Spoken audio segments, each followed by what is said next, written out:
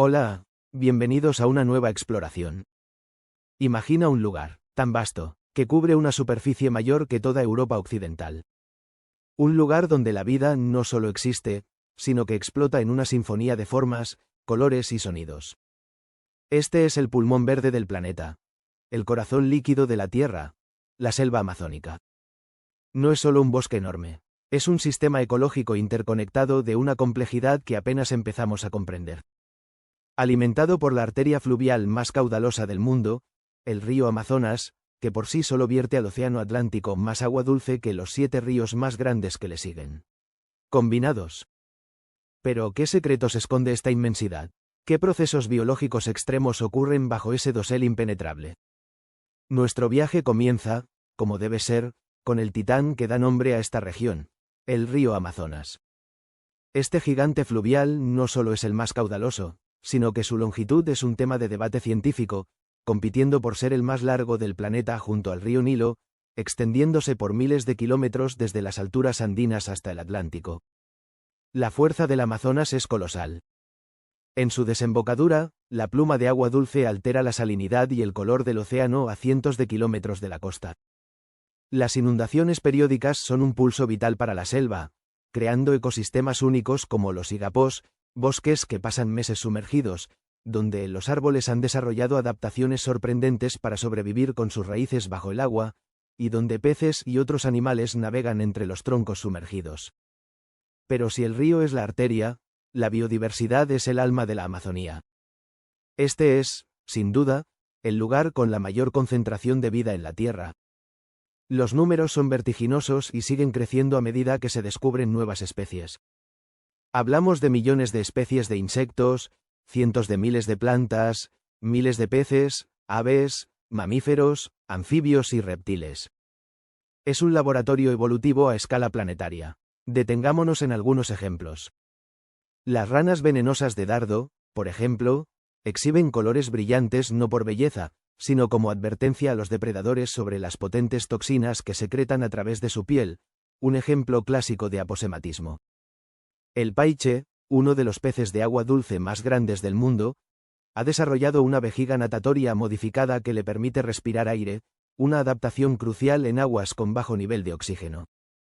En el dosel, los tucanes no usan sus enormes y coloridos picos solo para lucirse, la investigación científica sugiere que también les ayuda a regular su temperatura corporal en el clima tropical. Y el jaguar, el felino más grande de América, es un superdepredador cuya presencia es vital para mantener el equilibrio de los ecosistemas, controlando las poblaciones de sus presas y esculpiendo el paisaje. Las plantas no se quedan atrás en asombro. La victoria amazónica, con sus hojas gigantes que pueden soportar el peso de un niño pequeño, posee una estructura nervada en su parte inferior que le proporciona una flotabilidad y rigidez extraordinarias, además de espinas para disuadir a los herbívoros. Árboles como la ceiba emergen por encima del dosel, verdaderos gigantes que actúan como hoteles para innumerables especies de epífitas, insectos y aves. Pero gran parte de la maravilla amazónica opera a una escala mucho menor, a menudo invisible a simple vista. Los insectos, por ejemplo, constituyen la inmensa mayoría de la biomasa animal. Hormigas, escarabajos, mariposas, con roles que van desde la depredación y la polinización hasta la descomposición. Y bajo nuestros pies, en el suelo, una comunidad igualmente vasta de bacterias, hongos y otros microorganismos trabaja incansablemente, reciclando los nutrientes de la materia orgánica caída, un proceso esencial que permite que este ecosistema increíblemente productivo se sostenga a sí mismo. Esta inmensa biodiversidad no es aleatoria, es el resultado de millones de años de coevolución. Plantas e insectos, depredadores y presas, han evolucionado juntos, desarrollando relaciones intrincadas y a menudo sorprendentes. Pensemos en la polinización. Muchas plantas amazónicas dependen de especies específicas de insectos, aves o murciélagos, creando vínculos ecológicos frágiles y esenciales. La presión evolutiva en un entorno tan competitivo ha llevado a adaptaciones extremas. La mimetización, donde una especie imita a otra, como una oruga inofensiva con patrones que imitan a una serpiente venenosa, es común. Las plantas han desarrollado defensas químicas sofisticadas para no ser comidas, mientras que los herbívoros han coevolucionado con mecanismos para tolerar o desintoxicar esos compuestos. Es una carrera armamentista biológica constante.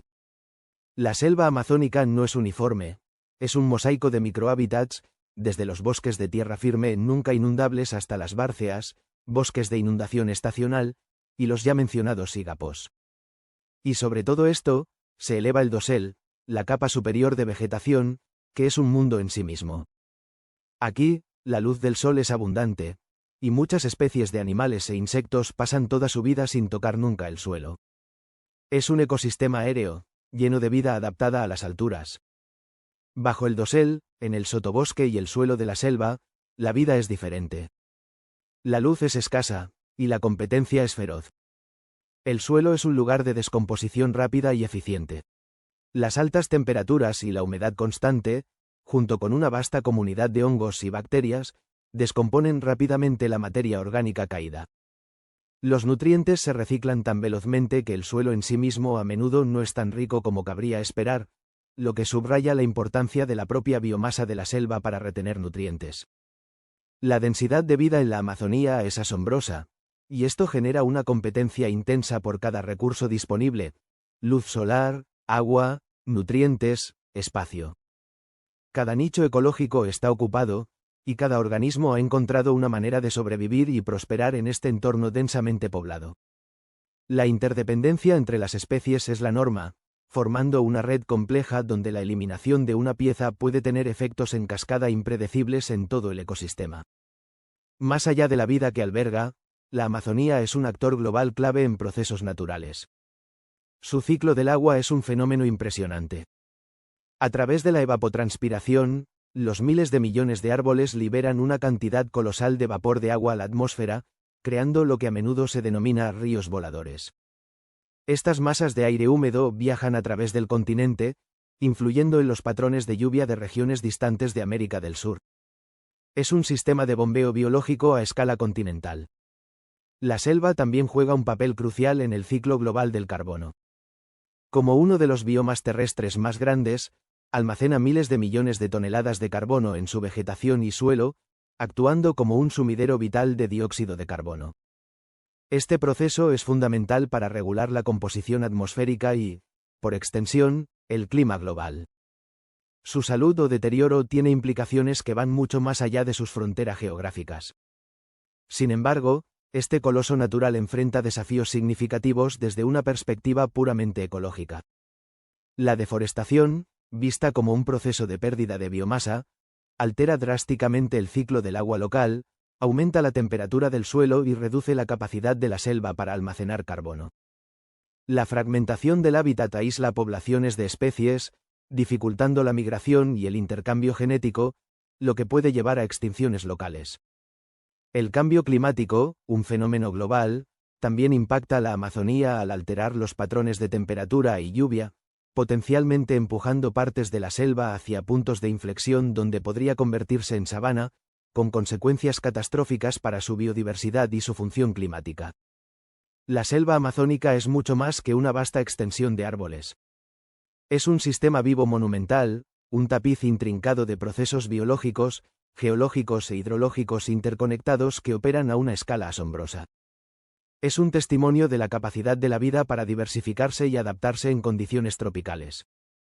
Proteger la Amazonía, desde esta perspectiva puramente basada en la ciencia y la naturaleza, es fundamental no solo por la increíble vida que alberga, sino por su papel irreemplazable en el mantenimiento del equilibrio ecológico y climático de nuestro propio mundo. Es una maravilla natural que merece nuestra admiración, estudio y, sobre todo, nuestra preservación por su valor intrínseco. Salvajes y majestuosos del mundo. El Parque Nacional y Reserva Denali, en el corazón de Alaska. Preparaos para descubrir un mundo donde la naturaleza reina con una fuerza y belleza que desafían la imaginación. ¿Listos para sentir la llamada de lo salvaje? Comencemos por el gigante que da nombre a todo. Denali. Esta no es una montaña cualquiera. Con sus imponentes 6.190 metros sobre el nivel del mar, Denali no solo es el pico más alto de América del Norte, sino que también ostenta una de las mayores prominencias verticales del mundo. La base de la montaña se asienta en una meseta de unos 600 metros. lo que significa que se eleva verticalmente casi 5.500 metros. Es una pared de roca y hielo que parece arañar el cielo. Su masa es tan colosal que crea su propio microclima, con tormentas feroces y temperaturas que pueden desplomarse a niveles inconcebibles. Geológicamente hablando, Denali es relativamente joven. Forma parte de la cordillera de Alaska, un arco montañoso que es el resultado de la colisión de la placa tectónica del Pacífico con la placa de América del Norte. Esta actividad tectónica sigue activa y la cordillera, incluido Denali, continúa elevándose lentamente, unos pocos milímetros cada año. Es como ver la creación de una maravilla natural en cámara ultralenta. Pero Denali, el parque. El parque es mucho más que su montaña homónima. Se extiende por más de 2,4 millones de hectáreas, un área más grande que algunos países. Es un vasto laboratorio natural donde los ecosistemas se entrelazan de maneras deslumbrantes. En las zonas más bajas encontramos la taiga, también conocida como bosque boreal. Este es un reino de coníferas resistentes como el abeto blanco y el pino negro. Árboles adaptados a inviernos largos y brutales y veranos cortos pero intensos. El suelo aquí a menudo está cubierto por una gruesa capa de musgo y líquenes, creando una alfombra natural que amortigua cada paso. A medida que ascendemos en altitud, la taiga da paso a la tundra. Primero, la tundra arbustiva, con sauces y abedules enanos que se aferran a la vida, creciendo pegados al suelo para escapar de los vientos helados. Y más arriba aún, la tundra alpina, un paisaje aparentemente desolado, pero increíblemente vibrante. Aquí solo las plantas más resistentes pueden sobrevivir. Pequeñas flores silvestres que explotan en color durante el breve verano, musgos, líquenes y pastos que forman cojines compactos. Una característica clave de gran parte de Denali es el permafrost, una capa de suelo permanentemente congelado que yace bajo la superficie activa. Este permafrost tiene un impacto profundo en el drenaje del agua, la vegetación y la forma del paisaje, creando humedales y lagos termocársticos cuando se derrite irregularmente. Y por supuesto no podemos hablar de un paisaje como Denali sin mencionar sus glaciares. Cerca del 16% del parque está cubierto de hielo y nieve perpetua. Hay cientos de glaciares, algunos pequeños y escondidos en circos montañosos, y otros, como el glaciar Cajiltna, que se extienden por decenas de kilómetros, verdaderos ríos de hielo que fluyen lentamente, tallando valles y transportando enormes cantidades de roca y sedimento. Su agua de deshielo alimenta los numerosos ríos trenzados del parque, que serpentean a través de amplias llanuras de grava, cambiando constantemente su curso. Ahora, hablemos de los habitantes más famosos de Denali, su increíble fauna. Este parque es uno de los mejores lugares del mundo para observar grandes mamíferos en su hábitat natural. Y aquí encontramos a los llamados 5 grandes de Alaska. Primero, el imponente oso grizzly. Estos omnívoros masivos, que pueden pesar hasta 360 kilos o más, deambulan por la taiga y la tundra en busca de bayas, raíces, pequeños mamíferos y, ocasionalmente, carroña o presas más grandes como el caribú o el alce. Ver a un grizzly en Denali es una experiencia que infunde un profundo respeto por la naturaleza salvaje. Su capacidad para sobrevivir a los duros inviernos hibernando durante meses es una adaptación asombrosa. Luego está el alce, el miembro más grande de la familia de los cérvidos. Los machos, con sus enormes astas palmeadas que pueden llegar a pesar hasta 30 kilos y medir casi 2 metros de ancho, son una vista espectacular. Se alimentan de sauces, abedules y plantas acuáticas, y a menudo se les ve vadeando en los lagos y estanques del parque. El caribú es otro ícono de Denali. Estos renos salvajes son conocidos por sus migraciones estacionales, moviéndose en grandes manadas entre sus áreas de alimentación de verano e invierno. Tanto machos como hembras desarrollan astas, aunque las de los machos son mucho más grandes y elaboradas. Están perfectamente adaptados al frío, con un pelaje denso y hueco que proporciona un excelente aislamiento, y pezuñas anchas que actúan como raquetas de nieve. Elevándose en las laderas rocosas y los acantilados, encontramos a la elegante oveja de Dall. Con su pelaje blanco níveo, son maestras del camuflaje en los paisajes nevados y rocosos. Los machos, conocidos como carneros, poseen impresionantes cuernos curvados en espiral que utilizan en espectaculares combates durante la época de celo. Su agilidad para moverse por terrenos casi verticales es simplemente asombrosa. Y finalmente el esquivo lobo. Estos inteligentes depredadores sociales son cruciales para mantener el equilibrio del ecosistema de Denali. Cazan en manadas, cooperando para abatir presas como caribúes, alces y ovejas de Dal. Observar una manada de lobos en acción es un raro privilegio y un recordatorio del complejo entramado de la vida en este parque. Su presencia indica un ecosistema saludable y completo. Y no olvidemos a las aves. Más de 160 especies de aves han sido registradas en Denali, muchas de ellas migratorias que viajan miles de kilómetros para aprovechar la abundancia de insectos y los largos días de luz del verano ártico para reproducirse. Desde el majestuoso águila real que planea sobre las cumbres hasta el pequeño pero resistente lagópodo alpino, un ave que cambia su plumaje de marrón, moteado en verano a blanco puro en invierno para camuflarse perfectamente. El canto de los zorzales y los gorriones llena el aire durante el breve pero intenso verano. La adaptación es la clave para la supervivencia en Denali. Las plantas, por ejemplo, tienen ciclos de vida increíblemente rápidos. Deben germinar, crecer, florecer y producir semillas en la corta ventana de tiempo del verano ártico. Muchas son perennes, almacenando energía en sus raíces para rebrotar rápidamente cuando la nieve se derrite. Los insectos también tienen estrategias asombrosas. Algunos mosquitos pueden sobrevivir al invierno congelados en el hielo. Otros producen una especie de anticongelante natural en sus cuerpos. Y cuando llega el verano, explotan en número, proporcionando una fuente vital de alimento para las aves migratorias. El agua es otro elemento fundamental.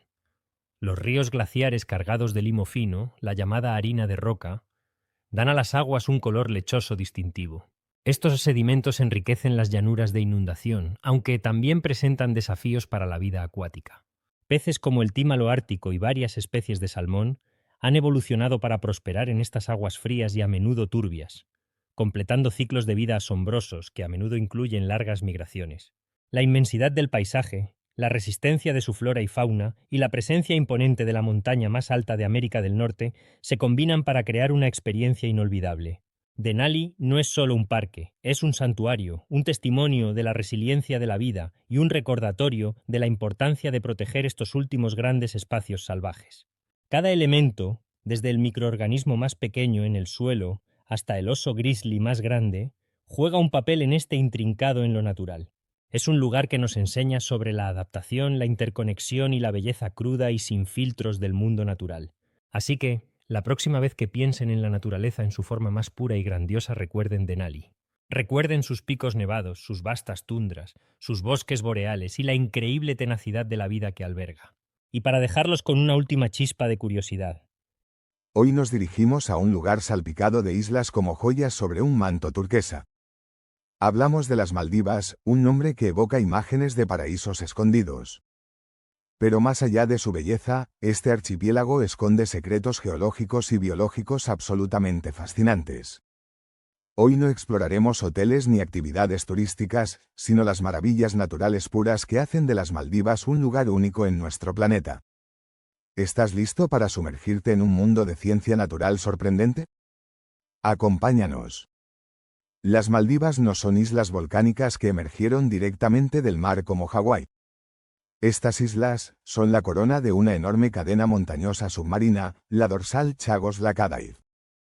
Imaginen volcanes submarinos gigantes que estuvieron activos hace decenas de millones de años. Con el tiempo, estos volcanes se extinguieron y comenzaron a hundirse lentamente bajo su propio peso y por los movimientos de las placas tectónicas. Pero mientras se sumergían, algo maravilloso sucedía en las aguas cálidas y poco profundas que rodeaban sus cimas. Los corales comenzaron a crecer.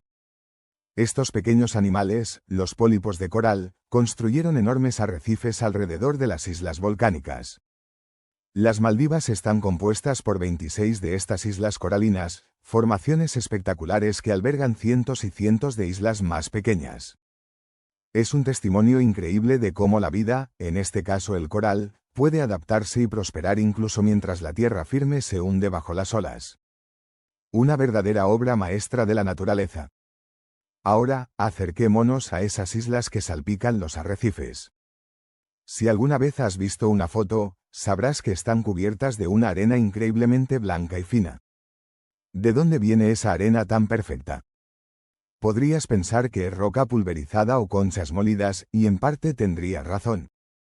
Pero una gran proporción de esta arena paradisíaca tiene un origen mucho más biológico y sorprendente. Presentamos al pez loro. Sí, este pez colorido y con un pico que recuerda al de un loro, es uno de los principales arquitectos de las playas Maldivas. El pez loro se alimenta de las algas que crecen sobre los corales. Para llegar a ellas, muerde y raspa el coral muerto o la roca de coral con su fuerte pico. Dentro de su sistema digestivo, el material de coral es molido hasta convertirlo en arena fina, y las algas son digeridas. Luego, lo expulsa. Así es, una parte significativa de la arena blanca que hace famosas a las Maldivas es, literalmente, excremento de pez loro. Se estima que un solo pez loro grande puede producir cientos de kilos de arena al año. Multiplica eso por las enormes poblaciones de estos peces en los arrecifes, y entenderás por qué las playas son tan espectaculares. Es un ciclo natural fascinante. El coral crea la estructura del arrecife, el pez loro ayuda a mantenerlo limpio de algas y, como subproducto, crea las playas de arena blanca. ¿No es asombroso cómo funciona la naturaleza? Pero las Maldivas no son solo atolones y arena. Bajo la superficie de esas aguas cristalinas se encuentra uno de los ecosistemas más vibrantes y complejos del planeta, los arrecifes de coral. Son el corazón palpitante de este archipiélago. Imaginen una ciudad submarina bulliciosa, construida por miles de millones de pequeños pólipos de coral. Cada pólipo es un animal diminuto que segrega un esqueleto de carbonato de calcio. Con el tiempo, estos esqueletos se acumulan, creando las intrincadas estructuras tridimensionales que llamamos arrecifes. Estos arrecifes proporcionan refugio, alimento y áreas de reproducción para una diversidad asombrosa de vida marina. Hablamos de más de 1000 especies de peces de todas las formas y colores imaginables, peces payaso anidando en anémonas, elegantes peces ángel, bancos de pargos, veloces jureles. La lista es casi interminable. Pero no solo peces. También encontramos tortugas marinas que navegan por estas aguas desde hace millones de años, rayas moteadas que parecen volar sobre el fondo arenoso, y una miríada de invertebrados como estrellas de mar, pepinos de mar, crustáceos y moluscos con conchas espectaculares. La clave de esta explosión de vida es la relación simbiótica dentro de los propios corales. Los pólipos de coral albergan en sus tejidos unas algas microscópicas llamadas zooxantelas. Estas algas realizan la fotosíntesis, produciendo alimento para el coral, y a cambio, el coral les proporciona un hogar seguro y los nutrientes que necesitan. Es una colaboración perfecta que sustenta todo el ecosistema. Los arrecifes de coral de las Maldivas son un tesoro de biodiversidad, un laboratorio viviente que nos muestra la increíble interconexión de la vida en el océano. Y cuando cae la noche sobre este paraíso acuático, otro fenómeno natural mágico puede hacer su aparición. Imagina caminar por la orilla en una noche sin luna, y con cada paso que das, la arena húmeda a tus pies estalla en miles de pequeñas luces azules brillantes. O imagina estar en un bote y ver cómo la estela que deja en el agua resplandece con un brillo etéreo. Esto no es fantasía, es la bioluminiscencia marina, conocida popularmente como el mar de estrellas. ¿Qué causa este espectáculo luminoso? Los responsables son unos organismos microscópicos llamados dinoflagelados, un tipo de fitoplancton. Estos diminutos seres vivos poseen una sustancia química llamada luciferina y una enzima llamada luciferasa. Cuando son perturbados, ya sea por el movimiento de las olas, un pez nadando, o nuestros propios pies en la arena, estas dos sustancias reaccionan químicamente, liberando energía en forma de luz fría, un destello azul verdoso. Es un mecanismo de defensa para estos organismos. El destello repentino puede asustar a un depredador potencial o atraer a un depredador más grande que se coma al que intenta devorar al dinoflagelado. Aunque ocurre en muchas partes del mundo, las condiciones en ciertas bahías y playas de las Maldivas, con aguas cálidas y ricas en nutrientes, hacen que la concentración de estos dinoflagelados sea a veces tan alta que el efecto es simplemente espectacular. Es como si el propio océano cobrara vida con polvo de estrellas viviente. Una demostración palpable de la química increíble que ocurre constantemente en la naturaleza. Finalmente, no podemos hablar de las maravillas naturales de las Maldivas sin mencionar a algunos de sus habitantes más grandes y majestuosos, los gigantes gentiles del océano. Las aguas Maldivas son un punto caliente global para la observación de dos de las criaturas marinas más impresionantes, el tiburón ballena y la manta raya gigante. El tiburón ballena, a pesar de su nombre, no es una ballena, sino el pez más grande del mundo. Puede alcanzar longitudes de hasta 12 metros o más, pero es completamente inofensivo para los humanos. Se alimenta filtrando enormes cantidades de agua para capturar plancton y pequeños peces. Las Maldivas son uno de los pocos lugares del mundo donde se pueden encontrar tiburones ballena durante todo el año, gracias a las corrientes ricas en nutrientes que favorecen el crecimiento del plancton. Ver a uno de estos colosos moteados nadando tranquilamente en el azul profundo es una experiencia que te cambia la perspectiva sobre la vida en el océano. Y luego están las mantas rayas gigantes. Con envergaduras que pueden superar los 7 metros, estas criaturas parecen volar bajo el agua con una gracia increíble. Al igual que los tiburones ballena, son filtradoras y se alimentan de plancton. Las Maldivas son famosas por sus estaciones de limpieza, lugares específicos en los arrecifes donde las mantas se congregan para que peces más pequeños les eliminen parásitos de la piel. Bahías como Hanifaru, en el atolón Baa, declarada Reserva de la Biosfera por la UNESCO, pueden albergar a cientos de mantas y a veces incluso tiburones ballena durante la temporada del monzón, cuando las corrientes concentran enormes cantidades de plancton. Es una de las mayores congregaciones de megafauna marina del planeta, un espectáculo natural verdaderamente sobrecogedor. Desde la formación geológica de sus atolones a partir de volcanes hundidos, pasando por la arena creada por peces loro, hasta la increíble biodiversidad de sus arrecifes de coral, la magia luminiscente del plancton y la presencia de gigantes oceánicos. Las Maldivas son mucho más que un destino de postal. Son un testimonio vivo de la complejidad, la belleza y la resiliencia de la naturaleza. Cada rincón de este archipiélago nos cuenta una historia científica fascinante, una danza constante entre la geología y la biología que ha creado un ecosistema único y precioso. Explorar las Maldivas desde esta perspectiva nos recuerda la increíble creatividad del mundo natural y la importancia de comprender y apreciar estas maravillas. Si te ha gustado el vídeo, no olvides suscribirte y activar las notificaciones. Hoy nos dirigimos a un rincón de Europa que parece sacado de un cuento de hadas geológico, las Dolomitas, en Italia. Estas no son montañas comunes, son gigantes pálidos y murallas dentadas que se elevan hacia el cielo con una belleza casi irreal. Prepárense para descubrir cómo un antiguo mar tropical dio origen a estas moles de piedra, qué secretos esconden sus rocas y por qué su resplandor al atardecer ha cautivado a naturalistas y exploradores durante siglos. ¿Listos para desentrañar la épica historia de las Dolomitas? Comenzamos. Las Dolomitas, también conocidas como los Monti Pallidi o montañas pálidas, forman una cadena montañosa distintiva en los Alpes orientales italianos. Su singularidad es tan sobrecogedora que fueron declaradas Patrimonio de la Humanidad por la UNESCO, no solo por su belleza paisajística excepcional, sino también por su importancia geológica y geomorfológica. Cuando uno las contempla, es imposible no preguntarse cómo surgieron estas estructuras colosales, con sus paredes verticales casi lisas y sus cimas afiladas que parecen desafiar la gravedad. La respuesta, como suele ocurrir en geología, nos lleva a un viaje de millones de años. Viajemos atrás en el tiempo, unos 250 millones de años, al período Triásico. Imaginen un mundo muy diferente al actual. Donde hoy se alzan estas imponentes cumbres, existía un mar cálido y poco profundo, similar a los actuales mares tropicales del Caribe o del Indo-Pacífico. En este mar la vida bullía. Arrecifes de coral, algas calcáreas, esponjas y una miríada de organismos marinos con conchas y esqueletos de carbonato de calcio prosperaban, construyendo lentamente enormes plataformas y atolones. Durante millones de años, estos organismos vivieron, murieron, y sus restos calcáreos se acumularon capa sobre capa, formando espesos depósitos de lo que originalmente era piedra caliza. Pero, ¿cómo esta caliza se transformó en la dolomita que da nombre y carácter a estas montañas?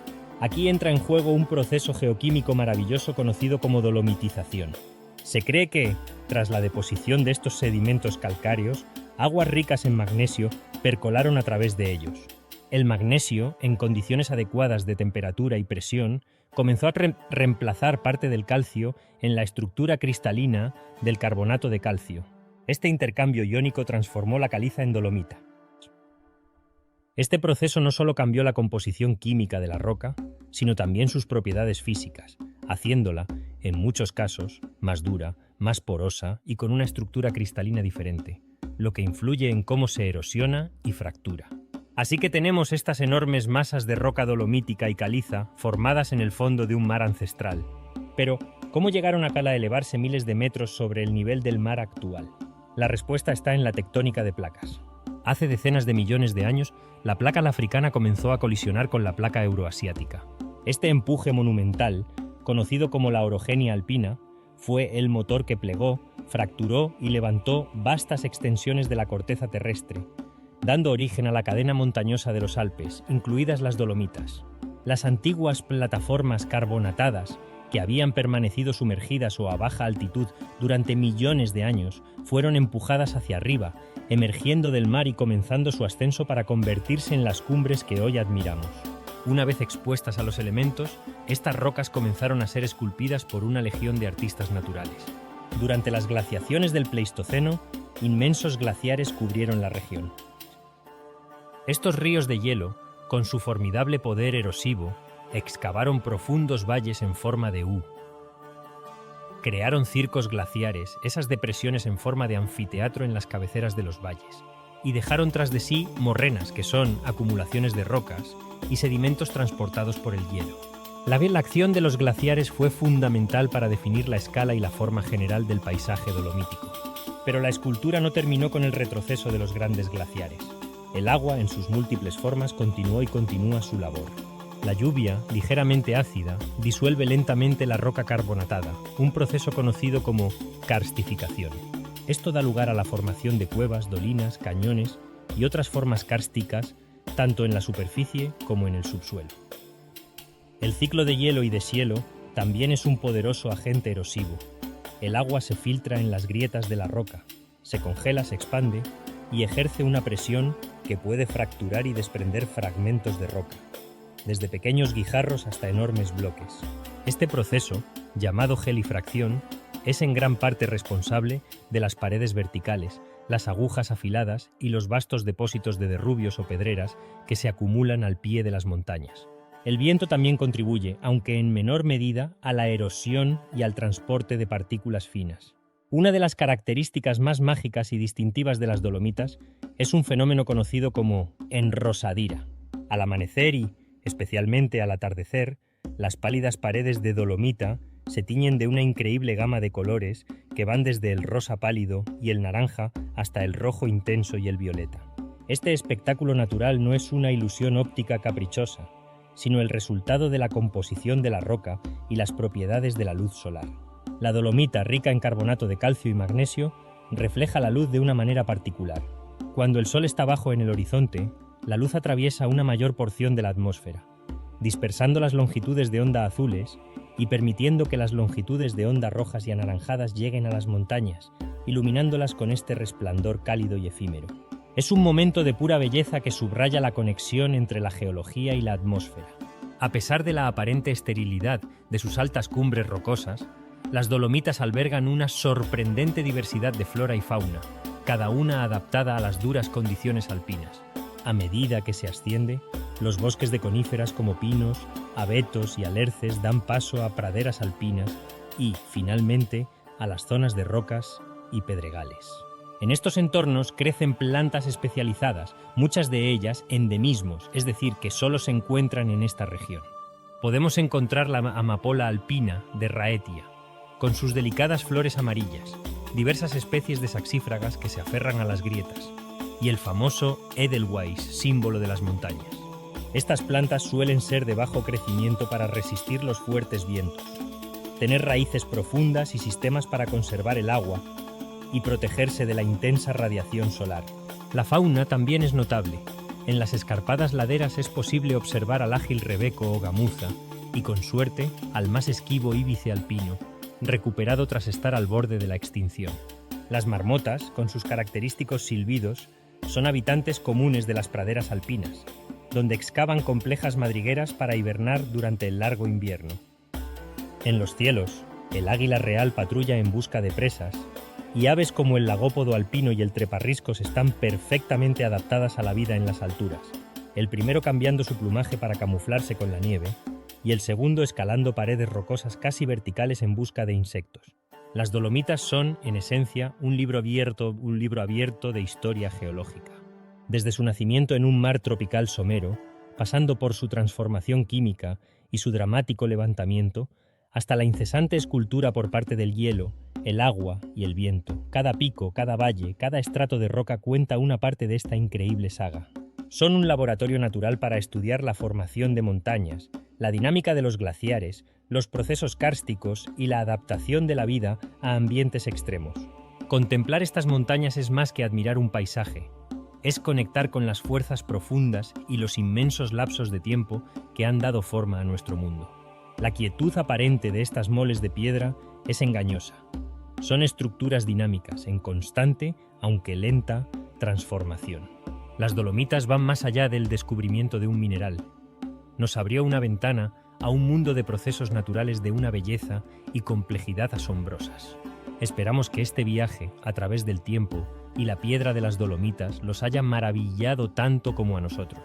Son un testimonio perdurable de la increíble capacidad de la naturaleza. Mundo, a una tierra de gigantes de hielo, vientos indomables y una vida silvestre que desafía los límites de la resistencia. Hoy nos aventuramos en la Patagonia Argentina, un territorio vasto y salvaje que enciende la imaginación y nos recuerda la majestuosidad primordial de nuestro mundo. Prepárense para descubrir un rincón del globo donde la naturaleza se expresa con una fuerza y una belleza incomparables.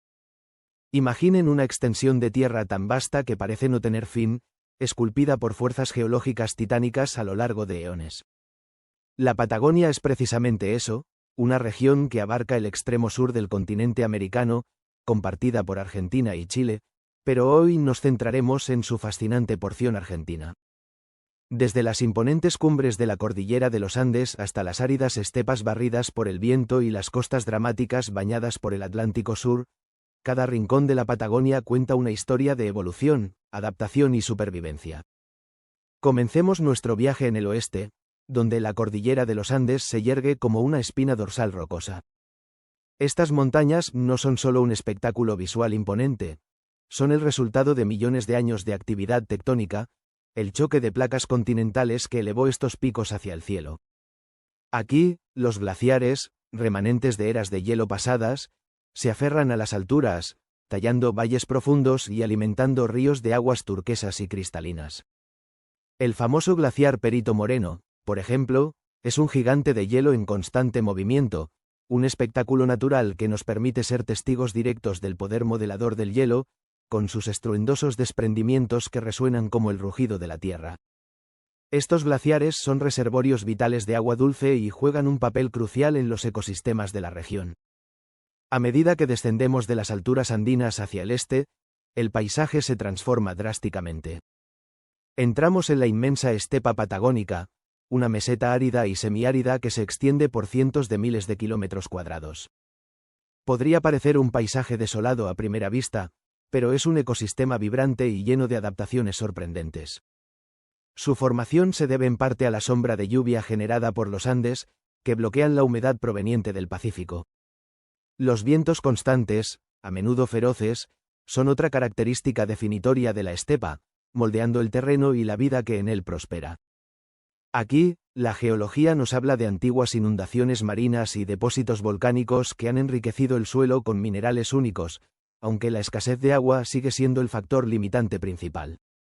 Y si seguimos viajando hacia el este, llegamos a la costa atlántica, un litoral accidentado y espectacular. Acantilados imponentes se desploman hacia el mar, playas extensas se pierden en el horizonte y penínsulas rocosas se adentran en las aguas frías y ricas en nutrientes del Atlántico Sur. La península Valdés es un ejemplo sobresaliente, un sitio declarado Patrimonio de la Humanidad por la UNESCO, no solo por su geología particular, sino por ser un santuario para una increíble diversidad de fauna marina. Las fuerzas del océano y el viento han erosionado estas costas durante milenios, creando hábitats únicos como golfos protegidos y caletas que son vitales para la reproducción y cría de muchas especies. Hablemos ahora de la fauna terrestre. Uno de los herbívoros más emblemáticos de la estepa es el guanaco. Este camélido sudamericano, pariente silvestre de la llama, está perfectamente adaptado a las duras condiciones patagónicas.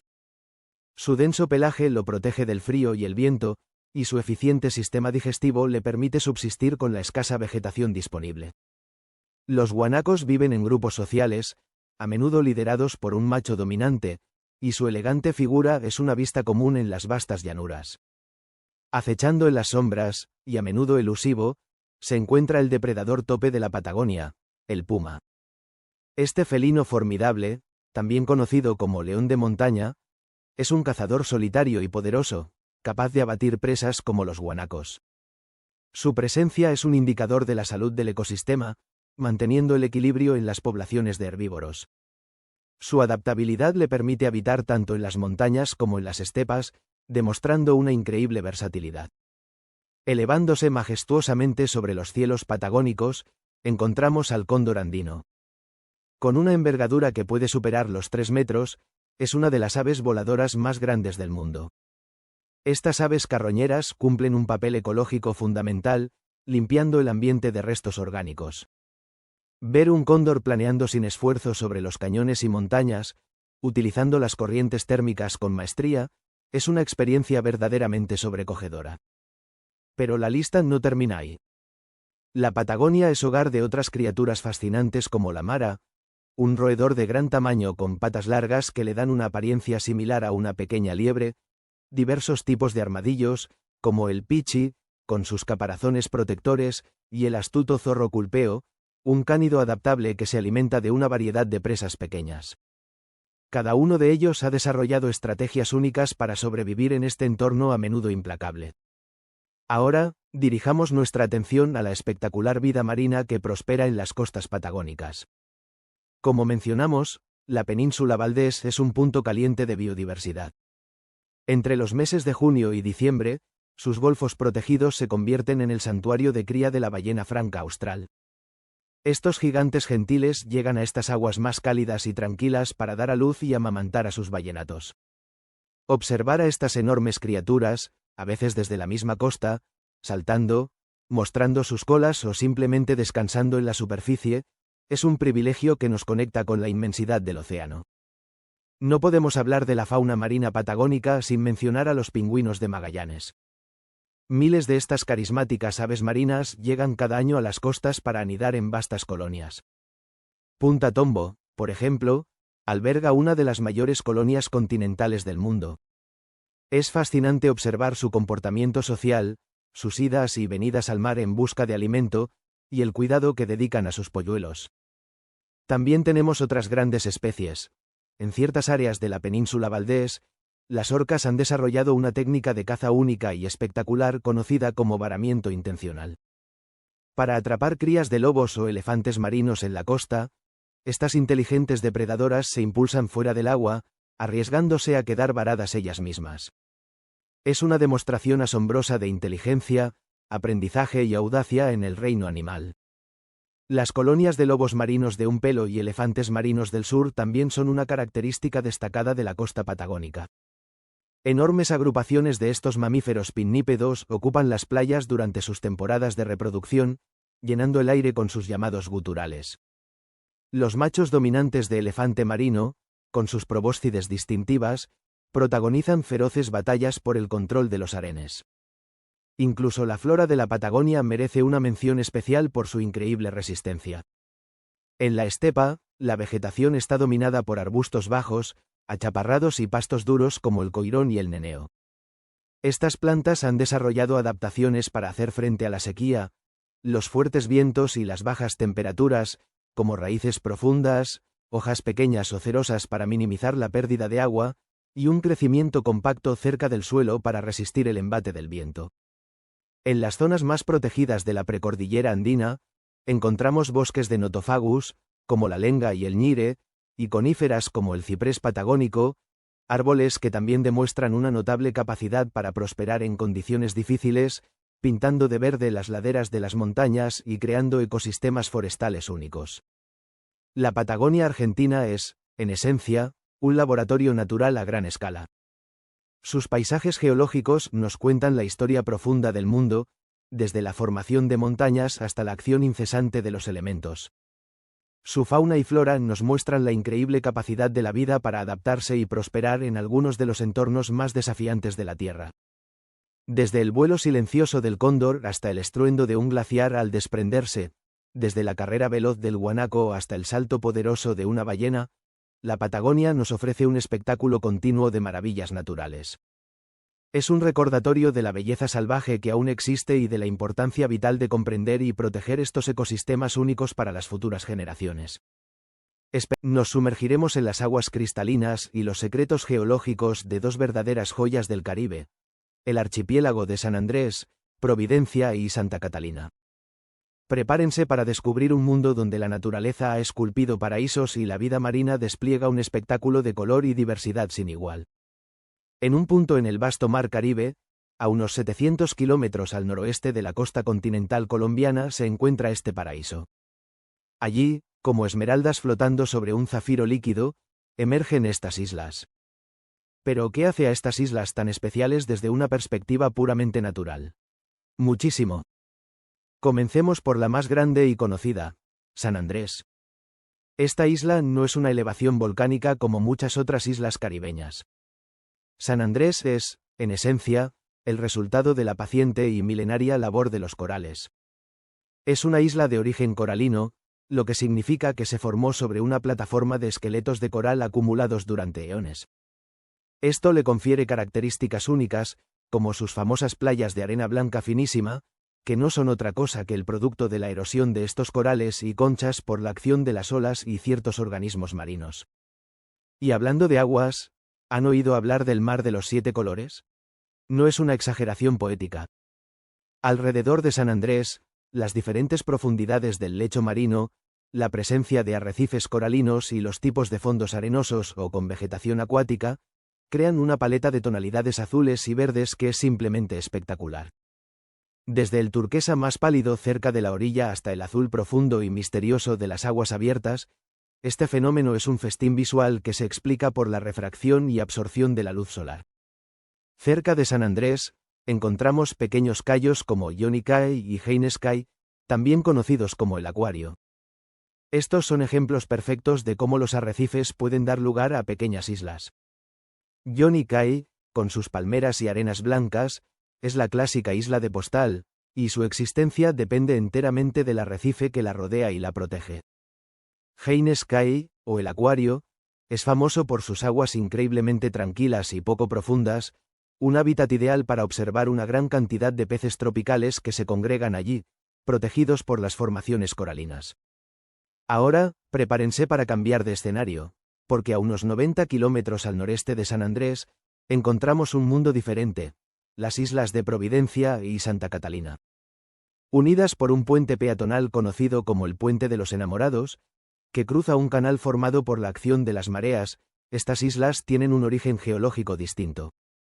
A diferencia de San Andrés, Providencia es de origen volcánico. Sí, estamos hablando de un antiguo volcán extinto cuya caldera y laderas forman el relieve montañoso y exuberante de la isla.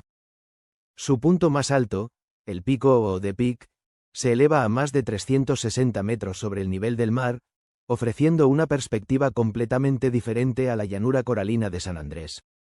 Esta formación volcánica significa que sus playas, aunque hermosas, pueden tener arenas de tonalidades más oscuras y una composición diferente, y sus costas pueden ser más rocosas y escarpadas en algunos puntos. La joya de la corona natural de Providencia es, sin duda, su inmensa barrera de coral. De hecho, el archipiélago de San Andrés, Providencia y Santa Catalina alberga la tercera barrera de coral más larga del mundo, y gran parte de ella rodea Providencia. Esta estructura viva, que se extiende por más de 30 kilómetros, es un ecosistema de una complejidad y biodiversidad asombrosas. Pensemos en qué es realmente una barrera de coral. Son miles de millones de pequeños animales, los pólipos de coral, que construyen esqueletos de carbonato de calcio. Con el tiempo, estos esqueletos forman estructuras masivas que pueden albergar a miles de otras especies. Actúan como ciudades submarinas, ofreciendo refugio, alimento y áreas de reproducción para una increíble variedad de peces, moluscos, crustáceos, equinodermos y algas. Dentro de esta barrera, en Providencia, encontramos el Parque Nacional Natural Old Providence-Macbian Lagoon. Este parque es vital, incluye una porción de la barrera de coral, praderas de pastos marinos, manglares y una laguna costera. Los manglares, con sus raíces zancudas, son fundamentales. Actúan como viveros para muchas especies de peces, protegen la costa de la erosión y filtran los sedimentos. Las praderas de pastos marinos, por su parte, son el alimento de especies como las tortugas marinas y el manatí caribeño, aunque este último es muy raro de avistar en la zona. La diversidad de vida marina aquí es simplemente apabullante. Imaginen peces loro de colores vibrantes raspando las algas de los corales, elegantes peces ángel navegando entre las formaciones, bancos de cirujanos de brillante color azul, y huidizas morenas asomándose desde sus cuevas. También es posible encontrar rayas águila planeando majestuosamente y, si tienen suerte, alguna tortuga verde o carey. Cada rincón del arrecife es un microcosmos de vida.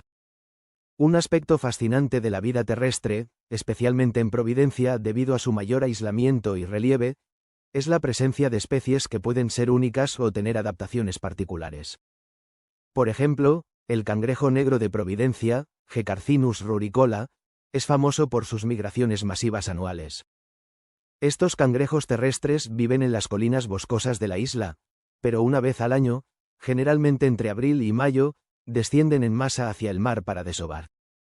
Es un espectáculo natural impresionante, donde miles y miles de cangrejos cubren caminos y terrenos en su instintivo viaje reproductivo.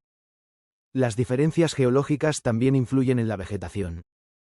Mientras San Andrés presenta un bosque seco tropical adaptado a su suelo calcáreo, Providencia, con su origen volcánico y mayor altitud, puede albergar una vegetación un poco más diversa y exuberante en sus zonas más elevadas, con remanentes de bosques más húmedos.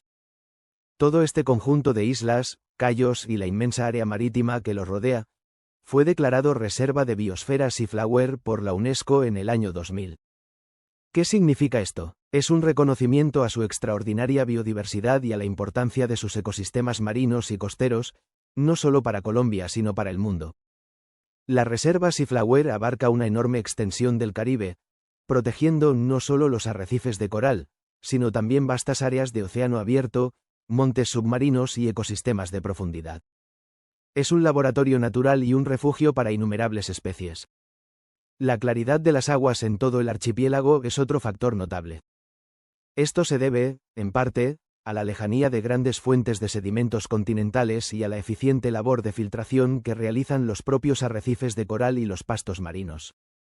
Esta transparencia permite que la luz solar penetre profundamente, lo cual es esencial para la fotosíntesis de las zooxantelas, las algas microscópicas que viven en simbiosis con los corales y les proporcionan gran parte de su alimento y color.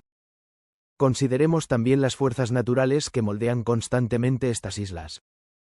Los huracanes, aunque no son eventos anuales directos para todas las islas, son una fuerza poderosa en el Caribe. Cuando impactan, pueden causar cambios drásticos en las costas, dañar los arrecifes superficiales y alterar los patrones de vegetación. Sin embargo, los ecosistemas naturales también tienen una asombrosa capacidad de resiliencia y recuperación, siempre y cuando las condiciones generales se mantengan saludables. Otro proceso natural constante es la bioerosión. Mientras los corales construyen, hay organismos como los peces loro, erizos de mar y ciertas esponjas que erosionan activamente la estructura del arrecife, ya sea alimentándose del coral o perforándolo para crear refugios.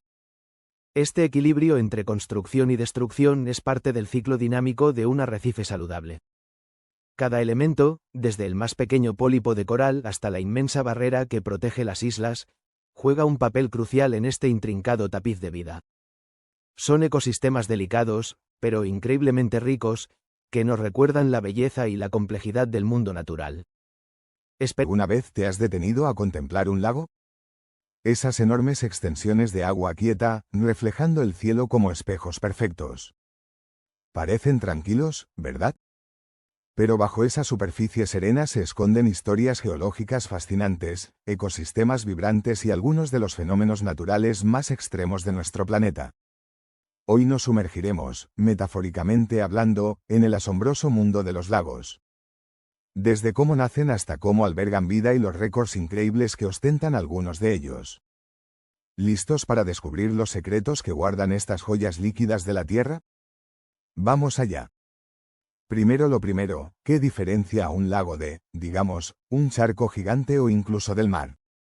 Técnicamente, un lago es una gran masa de agua, generalmente dulce, acumulada en una depresión del terreno, que no tiene conexión directa y constante con el océano.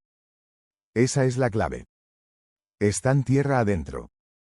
Su tamaño puede variar enormemente, desde pequeñas lagunas hasta masas de agua tan vastas que parecen mares interiores.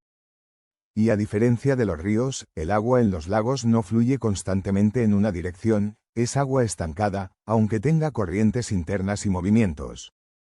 El nacimiento de gigantes acuático, formación de los lagos, de donde vienen estas depresiones que se llenan de agua.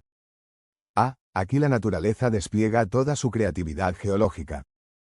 Muchos de los lagos que conocemos hoy, especialmente en latitudes altas, son herencia de la última edad de hielo. Imaginen glaciares gigantescos, como excavadoras colosales, tallando valles y hondonadas en la roca. Al derretirse, el agua llenó esas cavidades, creando lagos glaciares espectaculares. Los grandes lagos de Norteamérica son un ejemplo monumental de esto. Pero no todo es hielo. La Tierra misma, en su constante movimiento, crea lagos. Las fallas tectónicas pueden hundir bloques de tierra, formando cuencas que se llenan de agua. El lago Baikal en Siberia, el más profundo del mundo, se formó así, en una grieta de la corteza terrestre. ¿Y qué me dicen de los volcanes? Cuando un volcán colapsa o explota, puede dejar una caldera, un cráter enorme. Si este cráter se vuelve impermeable y recoge agua de lluvia o deshielo, ¡voilá! Tenemos un lago de cráter, a menudo increíblemente profundo y con aguas de un azul intenso. El lago del cráter en Oregón, Estados Unidos, es un ejemplo famoso. Incluso los ríos pueden crear lagos. A medida que serpentean, pueden cortar meandros abandonados, formando lagos en forma de herradura llamados lagos de meandro. Pequeños pero fascinantes. Y aunque es menos común, impactos de meteoritos también han creado cuencas lacustres. Ahora, no todos los lagos son iguales. La mayoría son de agua dulce, alimentados por ríos, arroyos, lluvia o deshielo. Pero existen lagos salados, y algunos increíblemente salados. Generalmente, se forman en cuencas cerradas, sin salida al mar. El agua fluye hacia el lago, trayendo consigo sales disueltas de las rocas. Pero como el agua solo puede salir por evaporación, las sales se quedan y se concentran con el tiempo. El Gran Lago Salado en Utah o el Mar Muerto son ejemplos extremos de esto, tan salados que puedes flotar sin esfuerzo. También podemos clasificarlos por su riqueza. Los lagos oligotróficos son pobres en nutrientes. Suelen ser profundos, fríos, con aguas muy claras y poca vegetación acuática. Piensa en un lago alpino cristalino. Por otro lado, los lagos eutróficos son ricos en nutrientes. Suelen ser más someros, cálidos, con aguas más turbias debido a la abundancia de algas y plancton y mucha vida vegetal. Aunque ojo, un exceso de nutrientes puede llevar a problemas como la falta de oxígeno. Es un equilibrio delicado. Y hay lagos aún más extraños. Lagos meromícticos. En ellos, las capas de agua no se mezclan. La capa profunda puede ser salina y sin oxígeno, creando condiciones muy particulares.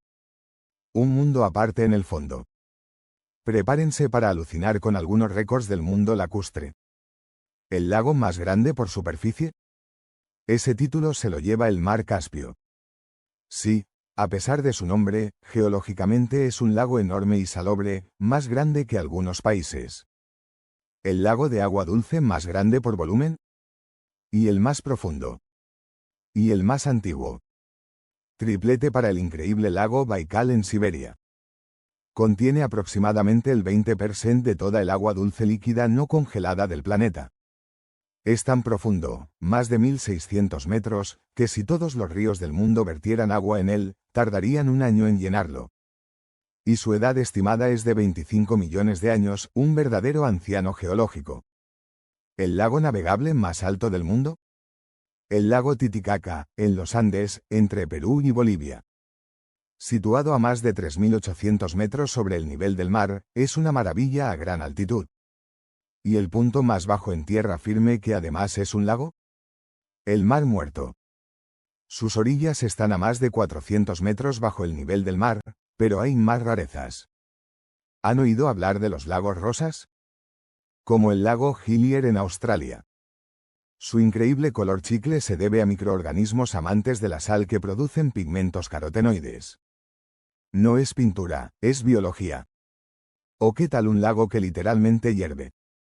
El Boiling Lake en Dominica es una fumarola volcánica inundada, con temperaturas cercanas al punto de ebullición en el centro. Definitivamente no es para nadar. Y bajo kilómetros de hielo en la Antártida, existe el lago Vostok, uno de los mayores lagos subglaciales.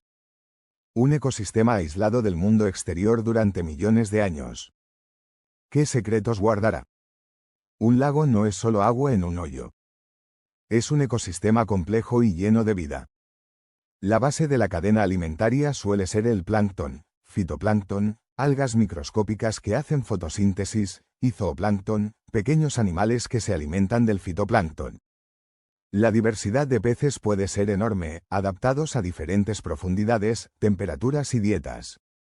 Desde pequeños pececillos hasta grandes depredadores. Los lagos también son vitales para anfibios como ranas y salamandras, reptiles como tortugas y serpientes acuáticas, y una gran variedad de aves que los usan para alimentarse, anidar o como parada en sus migraciones. Piensen en patos, garzas, águilas pescadoras. Incluso mamíferos como nutrias, castores o hipopótamos dependen de los ecosistemas lacustres. Lagos antiguos como Baikal o los grandes lagos africanos, Tanganyika, Malawi, son famosos por su increíble endemismo, es decir, especies que no se encuentran en ningún otro lugar del mundo. Son verdaderos laboratorios naturales de la evolución. La naturaleza dinámica de los lagos en climas templados, muchos lagos experimentan una estratificación, en verano, agua cálida arriba, fría abajo, y una mezcla, en otoño y primavera, cuando las temperaturas se igualan y el viento mueve el agua, redistribuyendo oxígeno y nutrientes. Un ciclo vital para el ecosistema. A largo plazo, los lagos están destinados a desaparecer. Principalmente por sedimentación. Los ríos y arroyos que los alimentan arrastran sedimentos, arena, limo, arcilla, que se acumulan lentamente en el fondo. Con el tiempo, el lago se vuelve menos profundo, se convierte en un pantano y, finalmente, puede secarse y convertirse en tierra firme. Es un proceso natural que puede llevar miles o millones de años. El cambio climático también afecta a los lagos, alterando los patrones de lluvia, aumentando la evaporación y, en algunos casos, provocando que se reduzcan drásticamente o incluso desaparezcan en escalas de tiempo mucho más cortas. Hemos viajado por el fascinante universo de los lagos. Desde su nacimiento violento por fuerzas geológicas hasta su tranquila desaparición a lo largo de eones. Hemos visto sus aguas cristalinas y sus profundidades salinas, sus habitantes microscópicos y sus gigantes acuáticos. Son mucho más que simples masas de agua, son archivos de la historia de la Tierra, cunas de biodiversidad única y paisajes de una belleza sobrecogedora. La próxima vez que te encuentres frente a un lago, tómate un momento. Observa el reflejo del cielo, siente la brisa del mundo, donde la geología se convierte en arte puro, pintando paisajes que desafían nuestra imaginación. Prepárense para conocer el volcán Kelimutu, en la isla de Flores, Indonesia, y su tesoro más preciado. 3 lagos de cráter que cambian de color como si tuvieran vida propia. ¿Alguna vez han pensado en un lago que hoy es de un azul turquesa intenso y mañana se tiñe de un verde esmeralda, o incluso de un rojo sangre o un negro profundo? Parece magia, ¿verdad? Pues en Kelimutu, esta magia es una asombrosa demostración del poder y la complejidad de los procesos geológicos y químicos de nuestro mundo. El volcán Kelimutu en sí mismo es una imponente estructura geológica, parte del llamado Cinturón de Fuego del Pacífico, esa vasta zona de intensa actividad sísmica y volcánica que rodea el océano. Pero lo que lo hace verdaderamente especial a nivel mundial son estos 3 lagos vecinos, cada uno con una sorprendente capacidad para transformarse. Los nombres locales de estos lagos son Tiguatambupu, Tigu Nuwa Murikoo y Fai y Tigu Atapolo. Aunque sus nombres evocan antiguas historias, nosotros nos centraremos en la ciencia que los hace tan espectaculares. Imaginen la escena. 3 cuencos acuáticos, anidados en la cima de un volcán, cada uno brillando con un matiz distinto y, a veces, radicalmente diferente al de sus compañeros. Y no solo eso, sino que estos colores no son estáticos. Varían con el tiempo, a veces en cuestión de meses o años, ofreciendo un espectáculo natural en constante evolución. Pero ¿cómo es esto posible? ¿Qué fuerzas de la naturaleza orquestan esta increíble paleta de colores? La respuesta, como suele suceder en nuestro mundo, se encuentra en una maravillosa interacción de elementos. La clave está en la química del agua, de los lagos, profundamente influenciada por la actividad volcánica subyacente. Pensemos en el Kelimutu como un laboratorio geológico gigante. Desde las profundidades del volcán emanan gases como el dióxido de azufre y el sulfuro de hidrógeno. Estos gases, al entrar en contacto con el agua de los lagos, reaccionan y la acidifican. Esta agua ácida es como un solvente poderoso. Comienza a disolver los minerales presentes en las rocas volcánicas que forman las paredes y el lecho de los cráteres. Hierro, manganeso, azufre y otros elementos se lixivian, es decir, se extraen de las rocas y se incorporan al agua de los lagos en diferentes concentraciones. Y es aquí donde comienza la verdadera magia del color. Los distintos minerales disueltos y su estado de oxidación son los responsables directos de la amplia gama de tonalidades que podemos observar. Piensen en ello como si cada lago fuera una gigantesca probeta donde se están llevando a cabo complejas reacciones químicas. La continua actividad fumarólica actúa como un suministro constante de reactivos. Pequeños cambios en la cantidad o composición de estos gases, o en la tasa a la que se disuelven los minerales, pueden alterar el equilibrio químico del agua y, por ende, su color. Además, factores externos como la cantidad de lluvia también juegan un papel fundamental. Las lluvias pueden diluir la concentración de minerales o alterar el nivel de oxígeno en el agua, afectando las reacciones de oxidación-reducción. Incluso la temperatura del agua puede influir en la solubilidad de los minerales y la velocidad de las reacciones químicas. Es una danza compleja y delicada de elementos y condiciones. Ahora, exploremos un poco más de cerca cada uno de estos protagonistas acuáticos. Aunque, como hemos dicho, sus colores son cambiantes, a menudo presentan tonalidades que los han caracterizado durante ciertos periodos.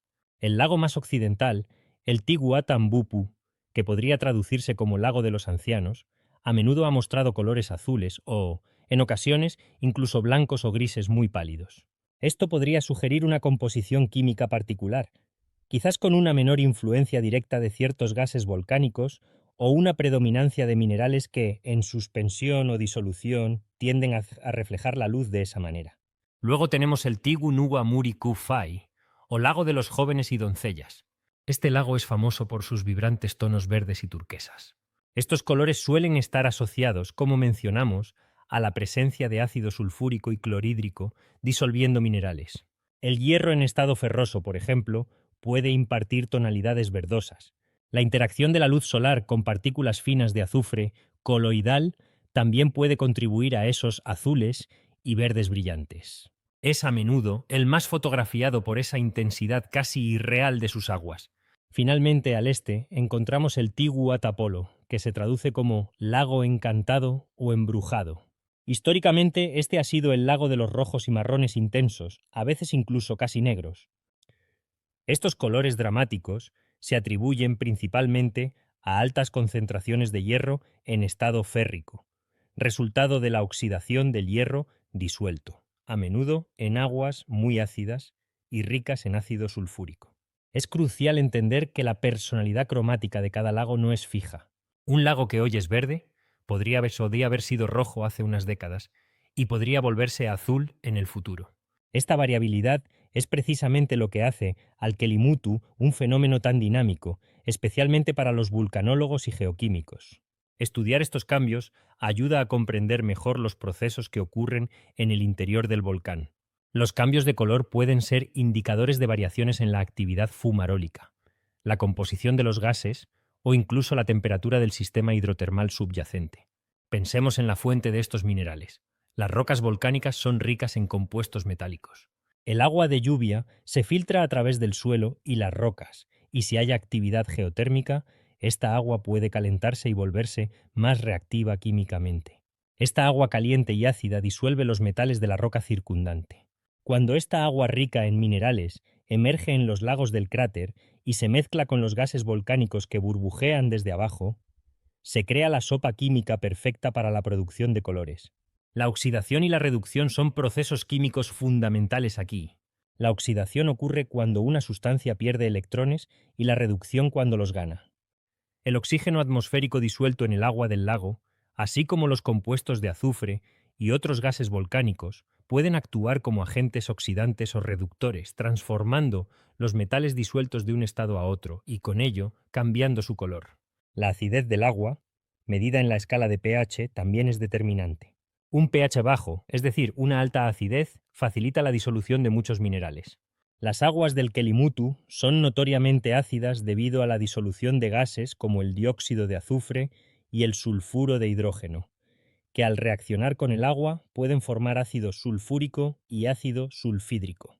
Esta acidez extrema permite que el agua mantenga en disolución altas concentraciones de los metales responsables del color. Es un sistema increíblemente interconectado. La actividad magmática en las profundidades del volcán libera calor y gases. Estos gases ascienden y alteran la química del agua subterránea. Esta agua, cargada de minerales y ácidos, alimenta los lagos en la superficie. Y allí, en un delicado equilibrio influenciado por la atmósfera, la luz solar y la continua entrada de fluidos volcánicos, se despliega el espectáculo de los colores cambiantes. Este fenómeno no es exclusivo del Kelimutu. Otros lagos volcánicos en el mundo también muestran colores llamativos. Sin embargo, la proximidad de tres lagos con comportamientos cromáticos tan distintos e independientes y su propensión a cambiar de color con relativa frecuencia hacen del Kelimutu un caso verdaderamente excepcional. Cada visita al Kelimutu puede ofrecer una paleta de colores diferente, un testimonio de los procesos geológicos que, aunque a menudo lentos e imperceptibles a escala humana, están constantemente modelando y transformando la superficie de nuestro mundo. Es un recordatorio de que la Tierra está viva, respirando gases desde sus profundidades y pintando sus propios lienzos con los elementos que ella misma forja. Así que, la próxima vez que vean una fotografía de estos lagos, o si alguna vez tienen la inmensa fortuna de visitarlos, recuerden que no están simplemente observando agua coloreada. Están siendo testigos de una compleja y hermosa sinfonía química, una danza de minerales, gases y agua orquestada por las fuerzas internas de nuestro dinámico mundo. El volcán Kelimutu y sus lagos tricolores son, sin duda, una de las maravillas naturales más asombrosas, un lugar donde la ciencia se viste de arte y nos deja maravillados ante el ingenio inagotable de la naturaleza. Gracias mental, tan vasta que cuesta imaginársela. Piensen en un estruendo, un rugido tan profundo y constante que no solo se escucha, sino que se siente en el pecho. Imaginen una cortina de agua tan vasta y poderosa que parece que el mundo entero se está vertiendo por un acantilado. Este no es un lugar cualquiera, es una de las maravillas naturales más icónicas y potentes del mundo. Hoy nos sumergiremos en el corazón de las cataratas del Niágara. Pero, ¿qué son realmente estas cataratas? ¿Son solo un montón de agua cayendo? ¿Cómo se formaron? La respuesta va mucho más allá de lo simple. Es un proceso natural que cambia a lo largo del tiempo, y aún hoy en día se sigue transformando. Las Niágaras son una obra maestra de la geología, un motor de energía colosal y un escenario de fenómenos naturales que la mayoría de la gente desconoce por completo. Así que acompáñenme en este viaje para desvelar los secretos que se esconden detrás del rocío y el estruendo de este gigante acuático. Para empezar, es importante saber que las cataratas del Niágara no son una, sino tres cataratas contiguas. La más grande y famosa es la catarata canadiense, o Horseshoe Fall, la herradura, por su distintiva forma curva. Las otras dos, la catarata estadounidense y la pequeña catarata Velo de Novia, se encuentran en territorio de Estados Unidos. Juntas, forman un espectáculo natural que ha maravillado a la humanidad durante generaciones. Pero su historia es mucho más joven y dinámica de lo que podrían pensar. A diferencia de formaciones geológicas que tienen millones de años, las cataratas del Niágara son, en términos geológicos, prácticamente un bebé. Su historia comienza hace apenas 12.000 años, al final de la última edad de hielo.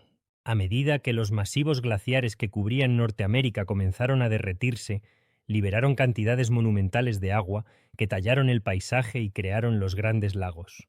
El agua de 4 de estos 5 grandes lagos, Superior, Michigan, Huron y Erie, finalmente fluye hacia el quinto, el lago Ontario, y el único camino para hacerlo es a través del río Niágara. Y aquí es donde la magia geológica ocurre. El río fluye sobre una formación rocosa llamada la Escarpa del Niágara. Imaginen esta escarpa como un pastel de varias capas. La capa superior es una roca muy dura y resistente a la erosión llamada dolerita. Debajo de ella hay capas de rocas mucho más blandas, como la pizarra y la arenisca. El agua que cae por el borde de las cataratas golpea la base con una fuerza brutal, desintegrando y arrastrando las capas blandas inferiores. Esto deja la dura capa superior de dolerita suspendida en el aire, como una repisa. Con el tiempo, sin soporte debajo, esta repisa se vuelve inestable y colapsa en enormes trozos, haciendo que la catarata retroceda. Este proceso de erosión es constante y lleva sucediendo desde hace 12.000 años. La tasa de retroceso ha variado, pero se estima que es de alrededor de 30 centímetros por año. Este retroceso ha contribuido a la formación de la garganta del Niágara.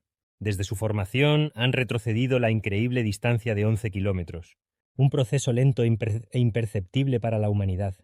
Una transformación que cambia todo el entorno con una paciencia sublime. Esto significa que el paisaje que vemos hoy es solo una instantánea en una larguísima película geológica. Las cataratas son una maravilla natural viva y en constante cambio. Hablemos ahora de la increíble cantidad de agua que se desborda a cada instante. Es casi imposible de comprender que semejante cantidad de agua se junte con esta fuerza descomunal. En temporada alta, más de 168.000 metros cúbicos de agua caen por el borde de las cataratas cada minuto. Para que se hagan una idea, eso es suficiente para llenar más de 1 millón de bañeras cada minuto. Es una exhibición de fuerza natural pura y sobrecogedora. Pero aquí viene uno de los mayores secretos de Niágara. Los humanos hemos aprendido a controlar este poder. El inmenso volumen de agua no solo es un espectáculo, es también una de las fuentes de energía hidroeléctrica más importantes del mundo. Desde principios del siglo XX se construyeron enormes plantas hidroeléctricas en ambos lados de la frontera. Y para que funcionen de manera eficiente, se tuvo que tomar una decisión asombrosa. La cantidad de agua que fluye por las cataratas es regulada. Mediante un tratado de 1950 entre Canadá y Estados Unidos, una parte significativa del agua del río Niágara se desvía antes de que llegue a las cataratas. El agua se canaliza a través de túneles gigantes hacia las centrales eléctricas para hacer girar las turbinas y generar electricidad para millones de personas. Esto nos lleva a un hecho sorprendente. El flujo de agua se reduce drásticamente durante la noche y en la temporada turística baja para maximizar la generación de energía y, de paso, disminuir la erosión. De paso, disminuir la lentera. Aquí cash. Así que, si visitan las cataratas durante el día en verano, están viendo un espectáculo impresionante, pero no están viendo ni de lejos toda su potencia. Las cataratas que vemos son una versión atenuada del poder real del río. Esta capacidad de controlar el flujo del río llevó a uno de los eventos más extraordinarios de la historia de las cataratas. En 1969 sucedió lo impensable. La catarata estadounidense fue apagada por completo. Los ingenieros del Cuerpo de Ingenieros del Ejército de los Estados Unidos estaban preocupados por la inestabilidad de la cara de la catarata y la gran acumulación de rocas caídas en su base. Para estudiar la geología y determinar si era necesario hacer algo para estabilizarla, tomaron la drástica decisión de secarla. Construyeron una ataguía, una especie de presa temporal, de casi 200 metros de largo, que desvió todo el flujo del río Niágara hacia la catarata Horseshoe. Durante varios meses, el lecho del río y la pared de la catarata estadounidense quedaron completamente expuestos al aire. Fue una visión surrealista, un paisaje rocoso y árido, donde normalmente rugía un torrente de agua. Los científicos pudieron caminar sobre el lecho del río, estudiar las capas de roca y analizar la estructura del acantilado. Después de un intenso debate, decidieron que la acumulación de rocas en la base, de hecho, ayudaba a soportar la pared del acantilado, por lo que optaron por no retirarlas. En noviembre de 1969, la ataguía fue demolida con dinamita y, en cuestión de minutos, el agua volvió a rugir por la catarata estadounidense, devolviéndole su gloria. Este increíble proyecto de ingeniería nos dio una visión única de los cimientos de esta maravilla natural. Si vas a visitarlas, una de las primeras cosas que la gente nota, además del sonido, es el color del agua. El agua del río Niágara tiene un distintivo y hermoso color verde esmeralda. Mucha gente asume que podría ser por algas o algún tipo de contaminación, pero la realidad es mucho más maravillosa y tiene que ver con la misma fuerza que creó las cataratas. Ese color verde proviene de lo que se conoce como harina de roca. La fuerza erosiva del río Niágara es tan inmensa que muele las rocas sobre las que fluye, pulverizándolas en partículas increíblemente finas. Alrededor de 60 toneladas de estos minerales disueltos y roca pulverizada se vierten por las cataratas cada minuto. Estas partículas suspendidas en el agua son expertas en reflejar la luz del sol. Absorben la mayoría de los colores del espectro de luz, pero reflejan con mucha fuerza la luz verde, que es lo que nuestros ojos perciben. Así que el hermoso color verde no es más que una manifestación visible del increíble poder erosivo del río. Y la espuma blanca que se ve en la base también es un fenómeno natural. Está compuesta por millones de burbujas de aire creadas por la turbulencia, pero también por proteínas y otros materiales orgánicos disueltos en el agua que actúan como un surfactante natural, ayudando a que esas burbujas se formen y perduren. Desde su nacimiento en la era glacial hasta su rol como gigante energético, las cataratas del Niágara son mucho más que un destino turístico. Son un laboratorio geológico en tiempo real, un monumento a la fuerza indomable de la naturaleza, y un ejemplo asombroso de cómo la ingeniería puede coexistir con una maravilla natural. Nos recuerdan que nuestro mundo está vivo, en constante cambio y lleno de procesos poderosos que a menudo damos por sentados. El estruendo de Niágara es el sonido de la creación y la destrucción trabajando en perfecta armonía, un ciclo que ha continuado durante milenios y que seguirá esculpiendo el paisaje mucho después de que nos hayamos ido.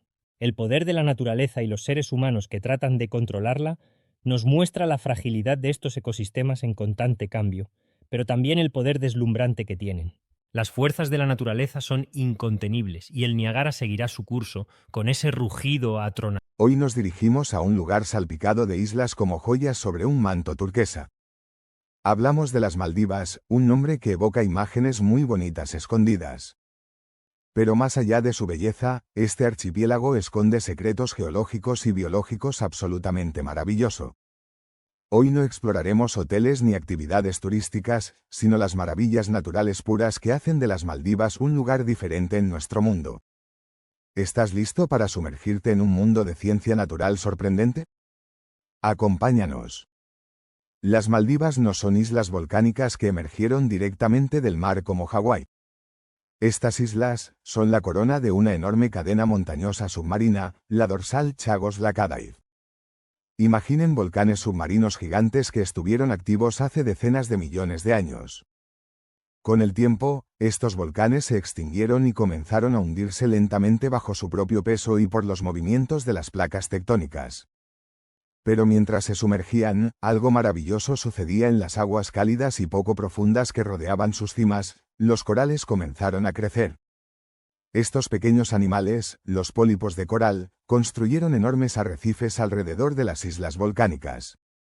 Las Maldivas están compuestas por 26 de estas islas coralinas, formaciones espectaculares que albergan cientos y cientos de islas más pequeñas. Es un testimonio increíble de cómo la vida, en este caso el coral, puede adaptarse y prosperar incluso mientras la tierra firme se hunde bajo las olas. Una verdadera obra maestra de la naturaleza. Ahora, acerquémonos a esas islas que salpican los arrecifes. Si alguna vez has visto una foto, sabrás que están cubiertas de una arena increíblemente blanca y fina. ¿De dónde viene esa arena tan bonita? Podrías pensar que es roca pulverizada o conchas molidas, y en parte tendrías razón. Pero una gran proporción de esta arena bonita tiene un origen mucho más biológico y sorprendente. Presentamos al pez loro. Sí, este pez colorido y con un pico que recuerda al de un loro, es uno de los principales arquitectos de las playas Maldivas. El pez loro se alimenta de las algas que crecen sobre los corales. Para llegar a ellas, muerde y raspa el coral muerto o la roca de coral con su fuerte pico. Dentro de su sistema digestivo, el material de coral es molido hasta convertirlo en arena fina, y las algas son digeridas. Luego, lo expulsa. Así es, una parte significativa de la arena blanca que hace famosas a las Maldivas es, literalmente, excremento de pez loro. Se estima que un solo pez loro grande puede producir cientos de kilos de arena al año. Multiplica eso por las enormes poblaciones de estos peces en los arrecifes, y entenderás por qué las playas son tan espectaculares. Es un ciclo natural, el coral crea la estructura del arrecife, el pez loro ayuda a mantenerlo limpio de algas y, como subproducto, crea las playas de arena blanca. ¿No es asombroso cómo funciona la naturaleza? Pero las Maldivas no son solo atolones y arena. Bajo la superficie de esas aguas cristalinas se encuentra uno de los ecosistemas más vibrantes y complejos del planeta, los arrecifes de coral. Son el corazón palpitante de este archipiélago. Imaginen una ciudad submarina bulliciosa, construida por miles de millones de pequeños pólipos de coral. Cada pólipo es un animal diminuto que segrega un esqueleto de carbonato de calcio. Con el tiempo, estos esqueletos se acumulan, creando las intrincadas estructuras tridimensionales que llamamos arrecifes. Estos arrecifes proporcionan refugio, alimento y áreas de reproducción para una diversidad asombrosa de vida marina. Hablamos de más de 1000 especies de peces de todas las formas y colores imaginables, peces payaso anidando en anémonas, elegantes peces ángel, bancos de pargos, veloces jureles. La lista es casi interminable. Pero no solo peces. También encontramos tortugas marinas que navegan por estas aguas desde hace millones de años, rayas moteadas que parecen volar sobre el fondo arenoso, y una miríada de invertebrados como estrellas de mar, pepinos de mar, crustáceos y moluscos con conchas espectaculares. La clave de esta explosión de vida es la relación simbiótica dentro de los propios corales. Los pólipos de coral albergan en sus tejidos unas algas microscópicas llamadas zooxantelas. Estas algas realizan la fotosíntesis, produciendo alimento para el coral, y a cambio, el coral les proporciona un hogar seguro y los nutrientes que necesitan. Es una colaboración que sustenta todo el ecosistema. Los arrecifes de coral de las Maldivas son un tesoro de biodiversidad, un laboratorio viviente que nos muestra la increíble interconexión de la vida en el océano. Y cuando cae la noche sobre este paraíso acuático, otro fenómeno natural mágico puede hacer su aparición. Imagina caminar por la orilla en una noche sin luna, y con cada paso que das, la arena húmeda a tus pies estalla en miles de pequeñas luces azules brillantes. O imagina estar en un bote y ver cómo la estela que deja en el agua resplandece con un brillo etéreo. Esto no es fantasía, es la bioluminiscencia marina, conocida popularmente como el mar de estrellas. ¿Qué causa este espectáculo luminoso? Los responsables son unos organismos microscópicos llamados dinoflagelados, un tipo de fitoplancton. Estos diminutos seres vivos poseen una sustancia química llamada luciferina y una enzima llamada luciferasa.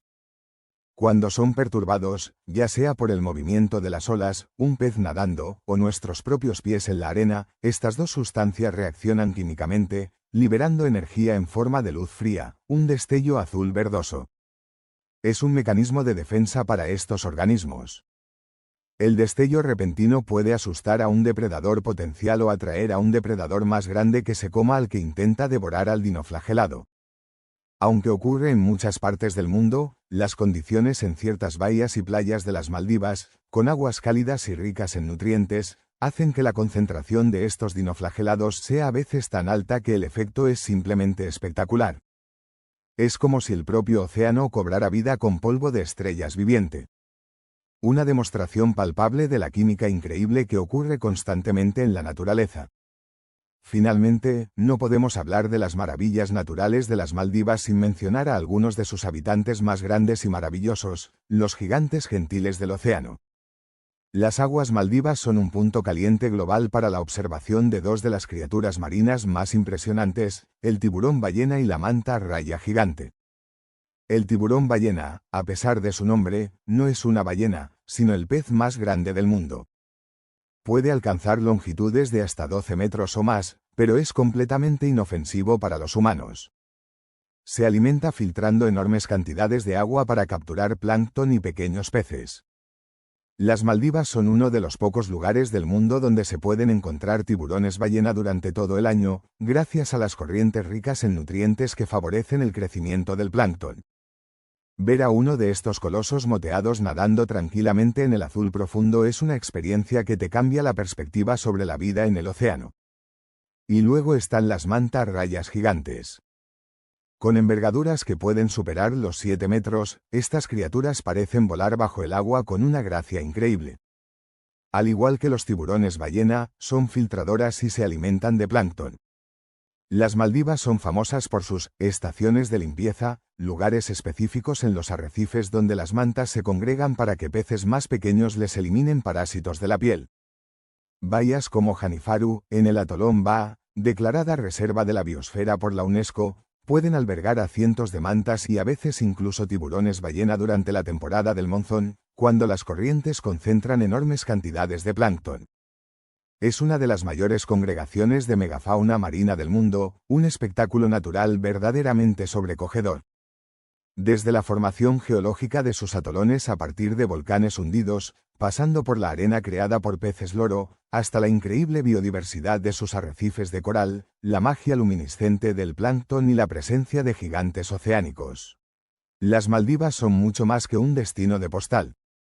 Son un testimonio vivo de la complejidad, la belleza y la resiliencia de la naturaleza. Cada rincón de este archipiélago nos cuenta una historia científica maravillosa.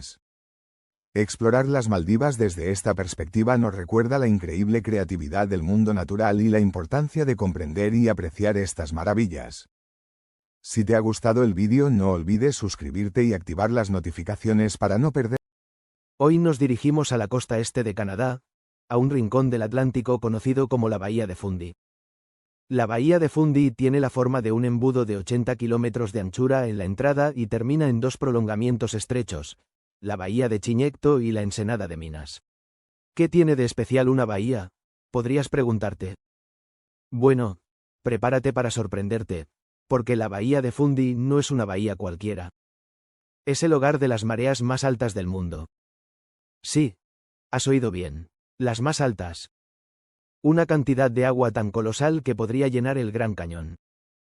Estamos hablando de más de 160.000 millones de toneladas de agua fluyendo hacia adentro y hacia afuera de la bahía con cada ciclo de marea. Para que te hagas una idea, eso es más que el caudal combinado de todos los ríos de agua dulce del mundo. La forma única de la Bahía de Fundy, similar a un embudo gigante, y su longitud específica, juegan un papel crucial. A medida que la marea entrante del Océano Atlántico es empujada hacia este embudo que se estrecha y se vuelve menos profundo, el agua no tiene a dónde ir más que hacia arriba. El rango de marea promedio en la Bahía de Fundy es de unos asombrosos 16 metros, algo así como un edificio de 5 pisos. En algunos puntos, durante las mareas vivas de primavera, cuando el Sol y la Luna alinean sus fuerzas gravitacionales, esta diferencia puede ser aún mayor. Imagina estar en la costa y ver cómo el nivel del agua sube o baja a una velocidad que casi puedes percibir a simple vista, a veces más de 1 metro por hora. Este constante flujo y reflujo ha esculpido un paisaje verdaderamente único y dramático. A lo largo de los 270 kilómetros de la bahía, encontramos imponentes acantilados de arenisca y basalto, extensas llanuras de marea que se revelan como vastos lienzos de lodo cuando el agua se retira, y formaciones rocosas erosionadas por la fuerza implacable del agua, como las famosas Hopewell Rocks. Estas rocas maceta, como a veces se las llama, son columnas de conglomerado y arenisca que se elevan desde el fondo marino. Durante la marea baja, puedes caminar por este terreno, maravillándote con su base estrecha, desgastada por siglos de acción de las mareas. Pero unas pocas horas después, durante la marea alta, estas mismas rocas se sumergen totalmente. Es un testimonio visual y poderoso de la increíble transformación diaria que experimenta este entorno. Pero el espectáculo no se limita a la geología. Este ecosistema dinámico es increíblemente rico en vida. Las mareas gigantes agitan los nutrientes desde el fondo del océano, creando una sopa nutritiva que sostiene una cadena alimenticia vibrante. Las vastas llanuras de lodo, que podrían parecer desoladas a primera vista, están repletas de vida. Son el hogar de miles de millones de pequeños crustáceos anfípodos, como el Corophium voluteator, una diminuta criatura parecida a un camarón que es una fuente de alimento crucial. Y aquí es donde la historia se vuelve aún más fascinante a nivel biológico.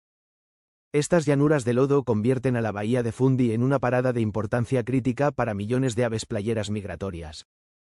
Cada verano, aves como el playero semipalmeado viajan miles de kilómetros desde sus áreas de reproducción en el Ártico.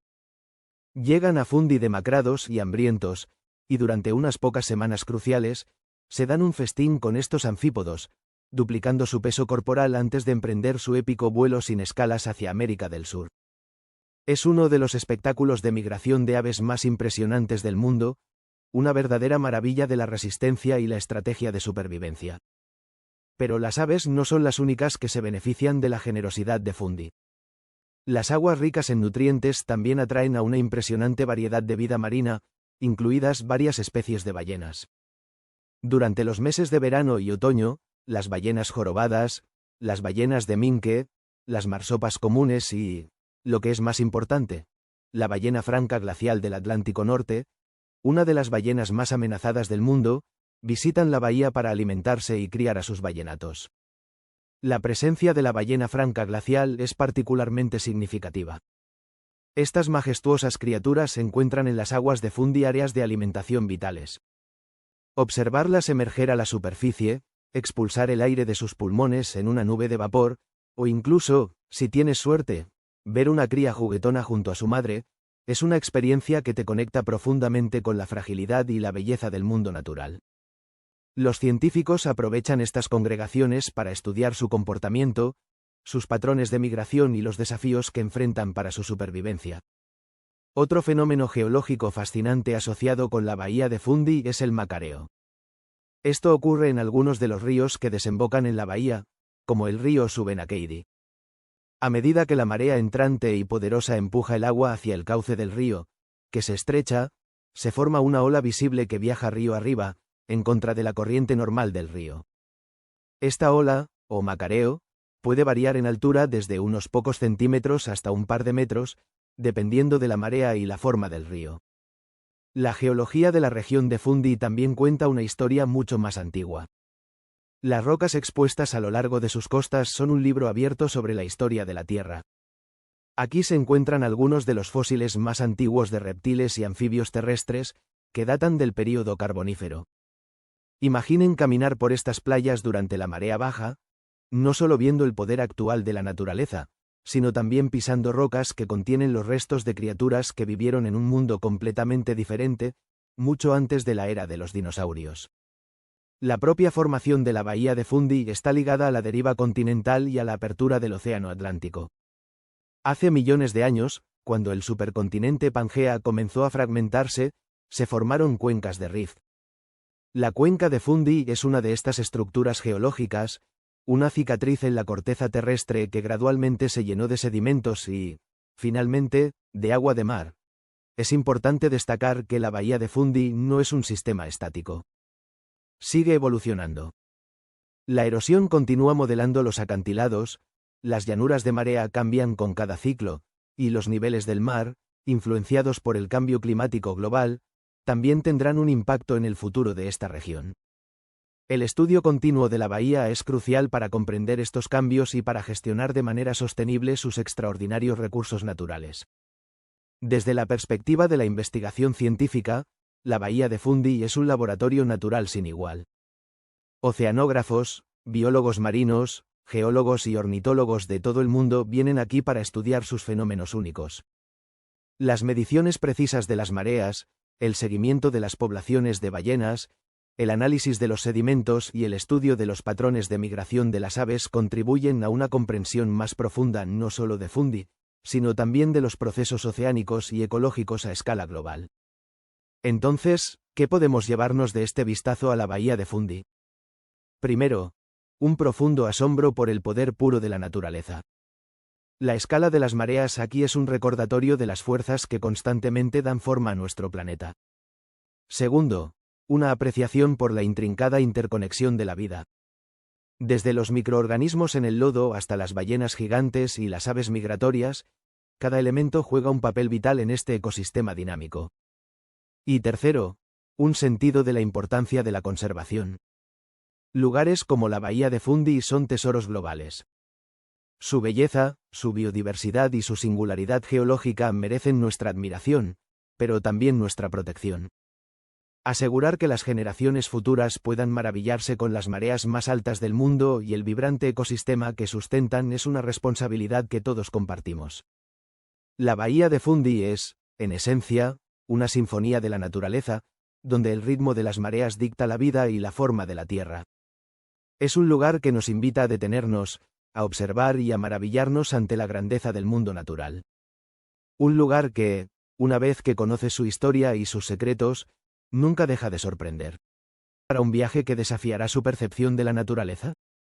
Hoy nos embarcamos en una aventura hacia uno de los espectáculos geológicos más imponentes del planeta, los acantilados de Moher, en la mística Irlanda.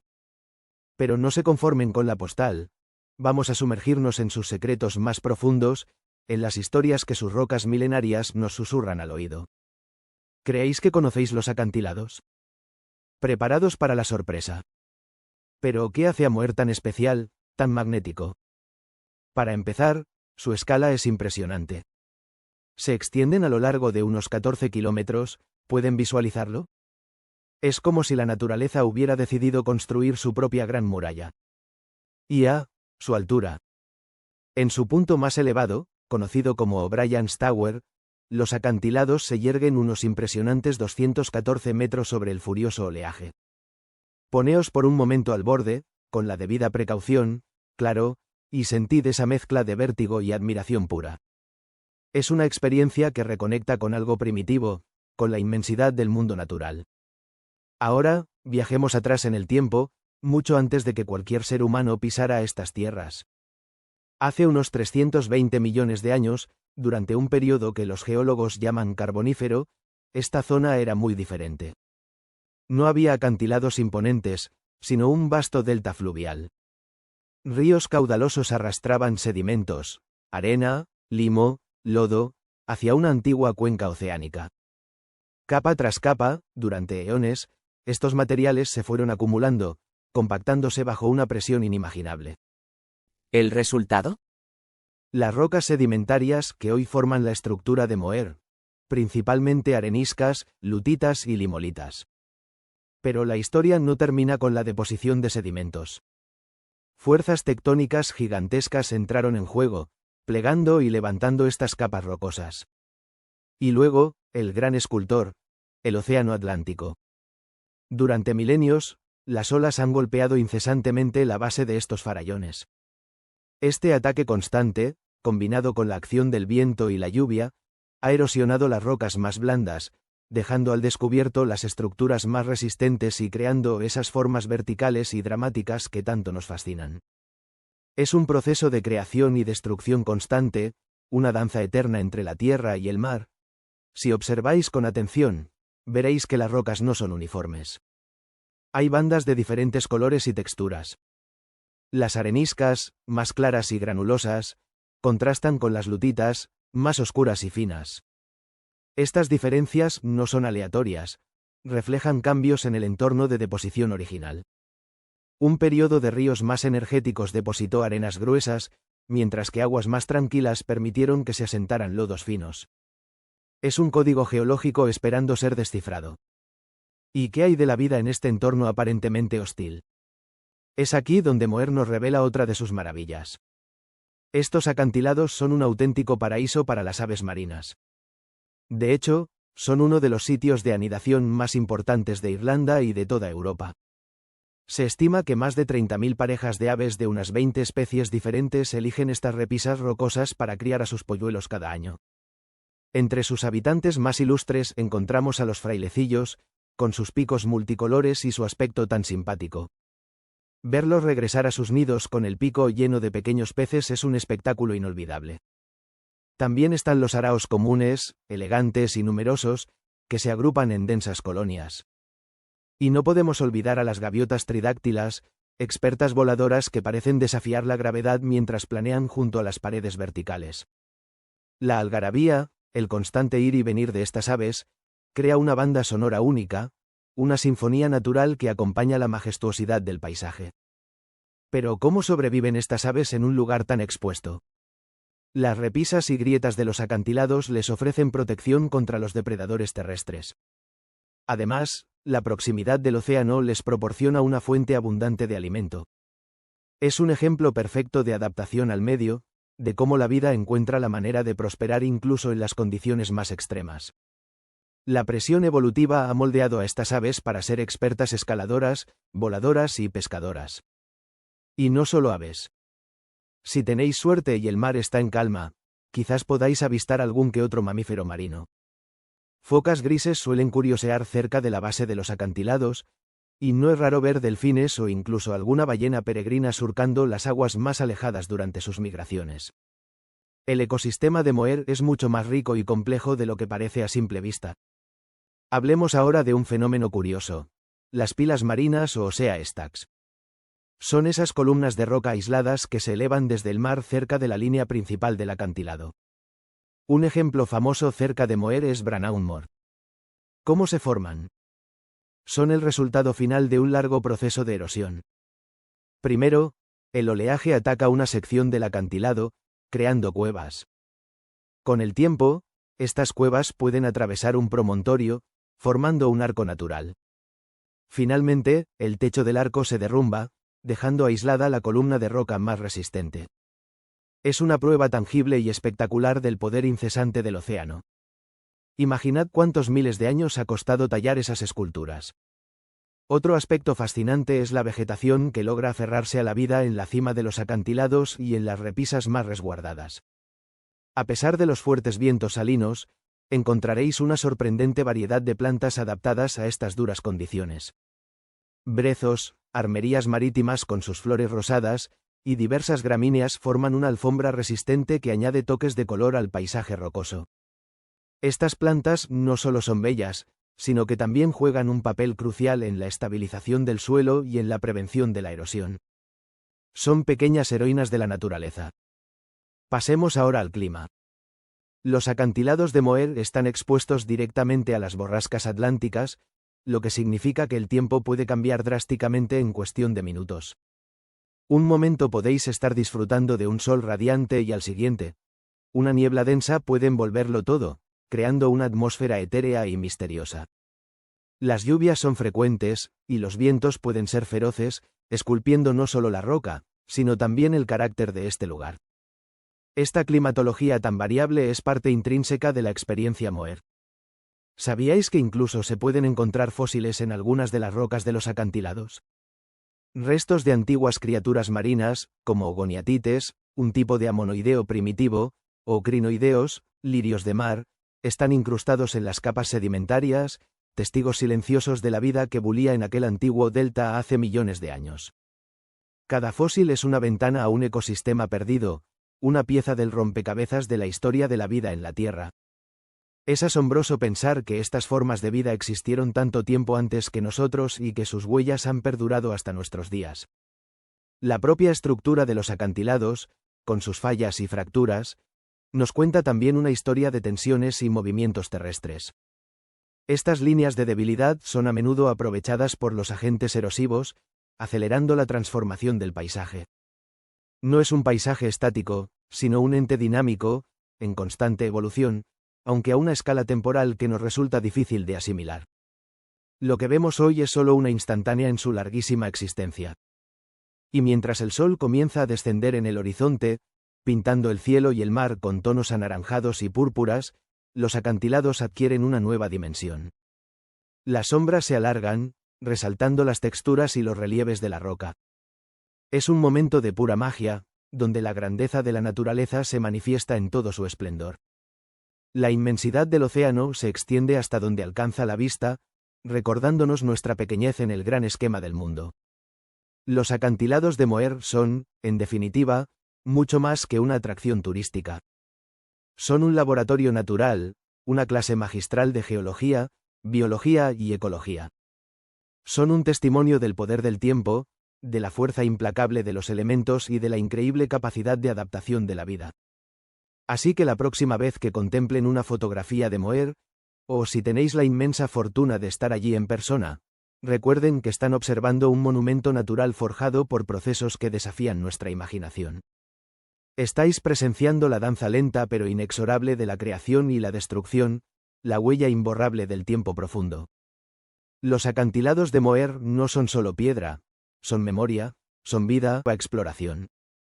Hoy nos embarcamos en una aventura hacia un rincón del planeta donde la realidad supera a la fantasía, un lugar donde criaturas prehistóricas aún deambulan libres y ecosistemas vibrantes prosperan bajo un sol ecuatorial. Preparaos para sumergiros en el asombroso Parque Nacional de Komodo, un archipiélago indonesio que es mucho más que el hogar del lagarto más grande del mundo. Imaginad un conjunto de islas volcánicas, esculpidas por el fuego y el tiempo, emergiendo de aguas turquesas repletas de vida.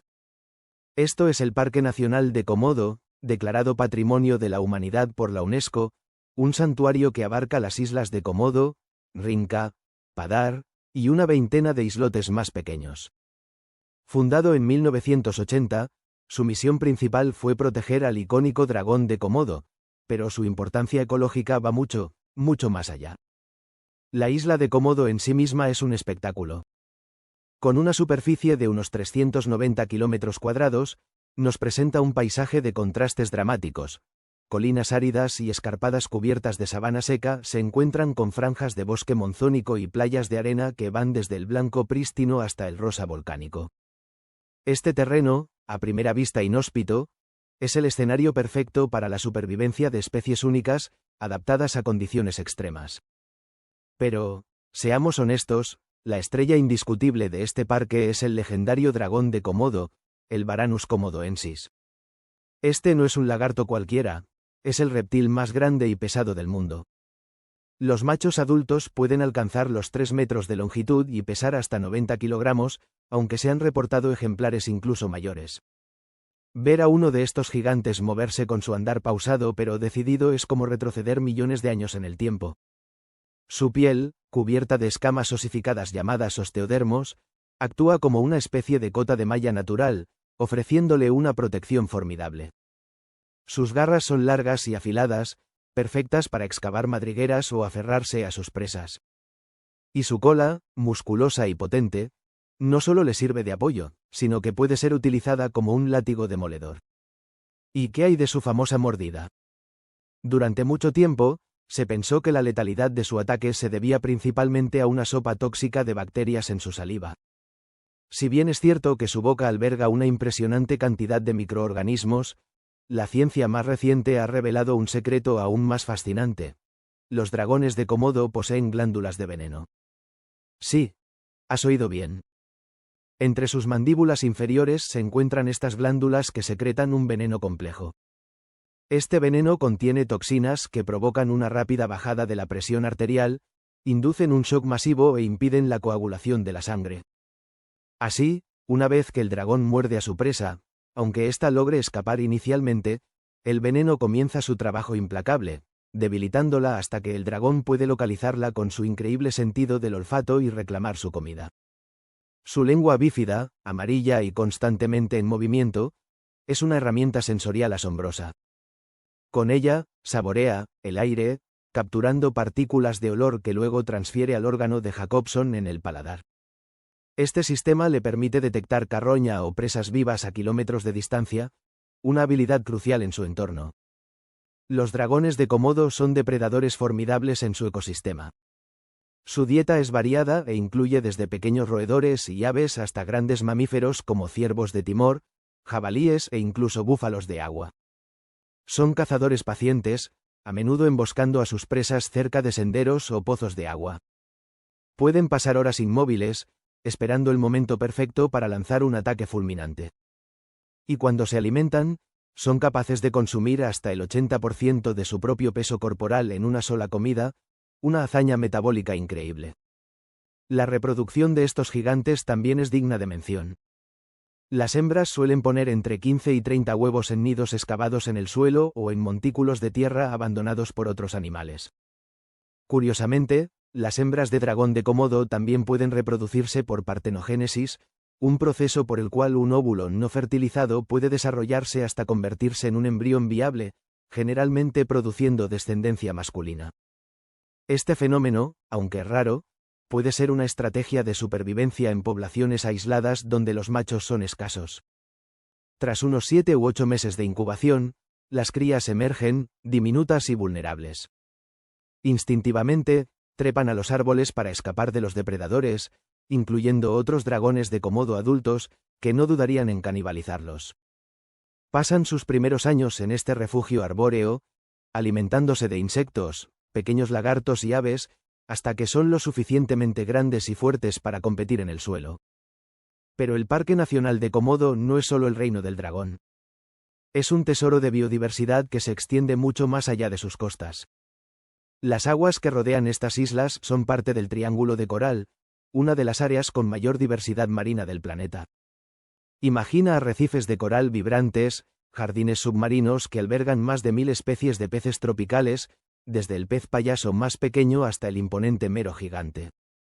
Aquí, las corrientes oceánicas del Índico y el Pacífico convergen, creando un caldo de nutrientes que sustenta una cadena alimenticia increíblemente rica. Es un paraíso para los buceadores y amantes del snorkel, que pueden encontrarse cara a cara con majestuosas mantarrayas, algunas con envergaduras de hasta 7 metros, que parecen volar elegantemente a través del agua. También es común avistar diversas especies de tiburones, como los tiburones de arrecife de punta blanca y punta negra, e incluso el esquivo tiburón bambú. Delfines juguetones suelen acompañar a las embarcaciones, y con suerte, se pueden observar dugongos pastando en praderas marinas o alguna de las 5 especies de tortugas marinas que frecuentan estas aguas para anidar o alimentarse. En tierra firme, además del dragón, la fauna es igualmente fascinante. Jabalíes salvajes, macacos de cola larga y la civeta de palma asiática también comparten este hábitat. El parque es hogar de una notable avifauna, incluyendo cacatúas de cresta de azufre, el megápodo de Reinbart, un ave que utiliza el calor geotérmico o la descomposición de materia orgánica para incubar sus huevos, y numerosas especies de aves canoras y rapaces. Incluso existen varias especies de serpientes, algunas de ellas venenosas, como la víbora de Russell, que añaden otra capa de complejidad a este ecosistema. La flora del parque es una lección de adaptación. En las zonas más secas predominan las palmeras de lontar, cuyas hojas han tenido múltiples usos, y pastos resistentes a la sequía. En áreas con más humedad, se desarrollan bosques monzónicos con una mayor diversidad de árboles y plantas. Una de las particularidades de Padar, otra de las islas principales, son sus famosas playas de 3 colores, blanca, negra y rosa, esta última teñida por fragmentos de coral rojo pulverizados. La conservación del Parque Nacional de Komodo es un desafío constante y vital. La presión del turismo, aunque fuente de ingresos, debe ser gestionada cuidadosamente para minimizar el impacto en el delicado equilibrio natural.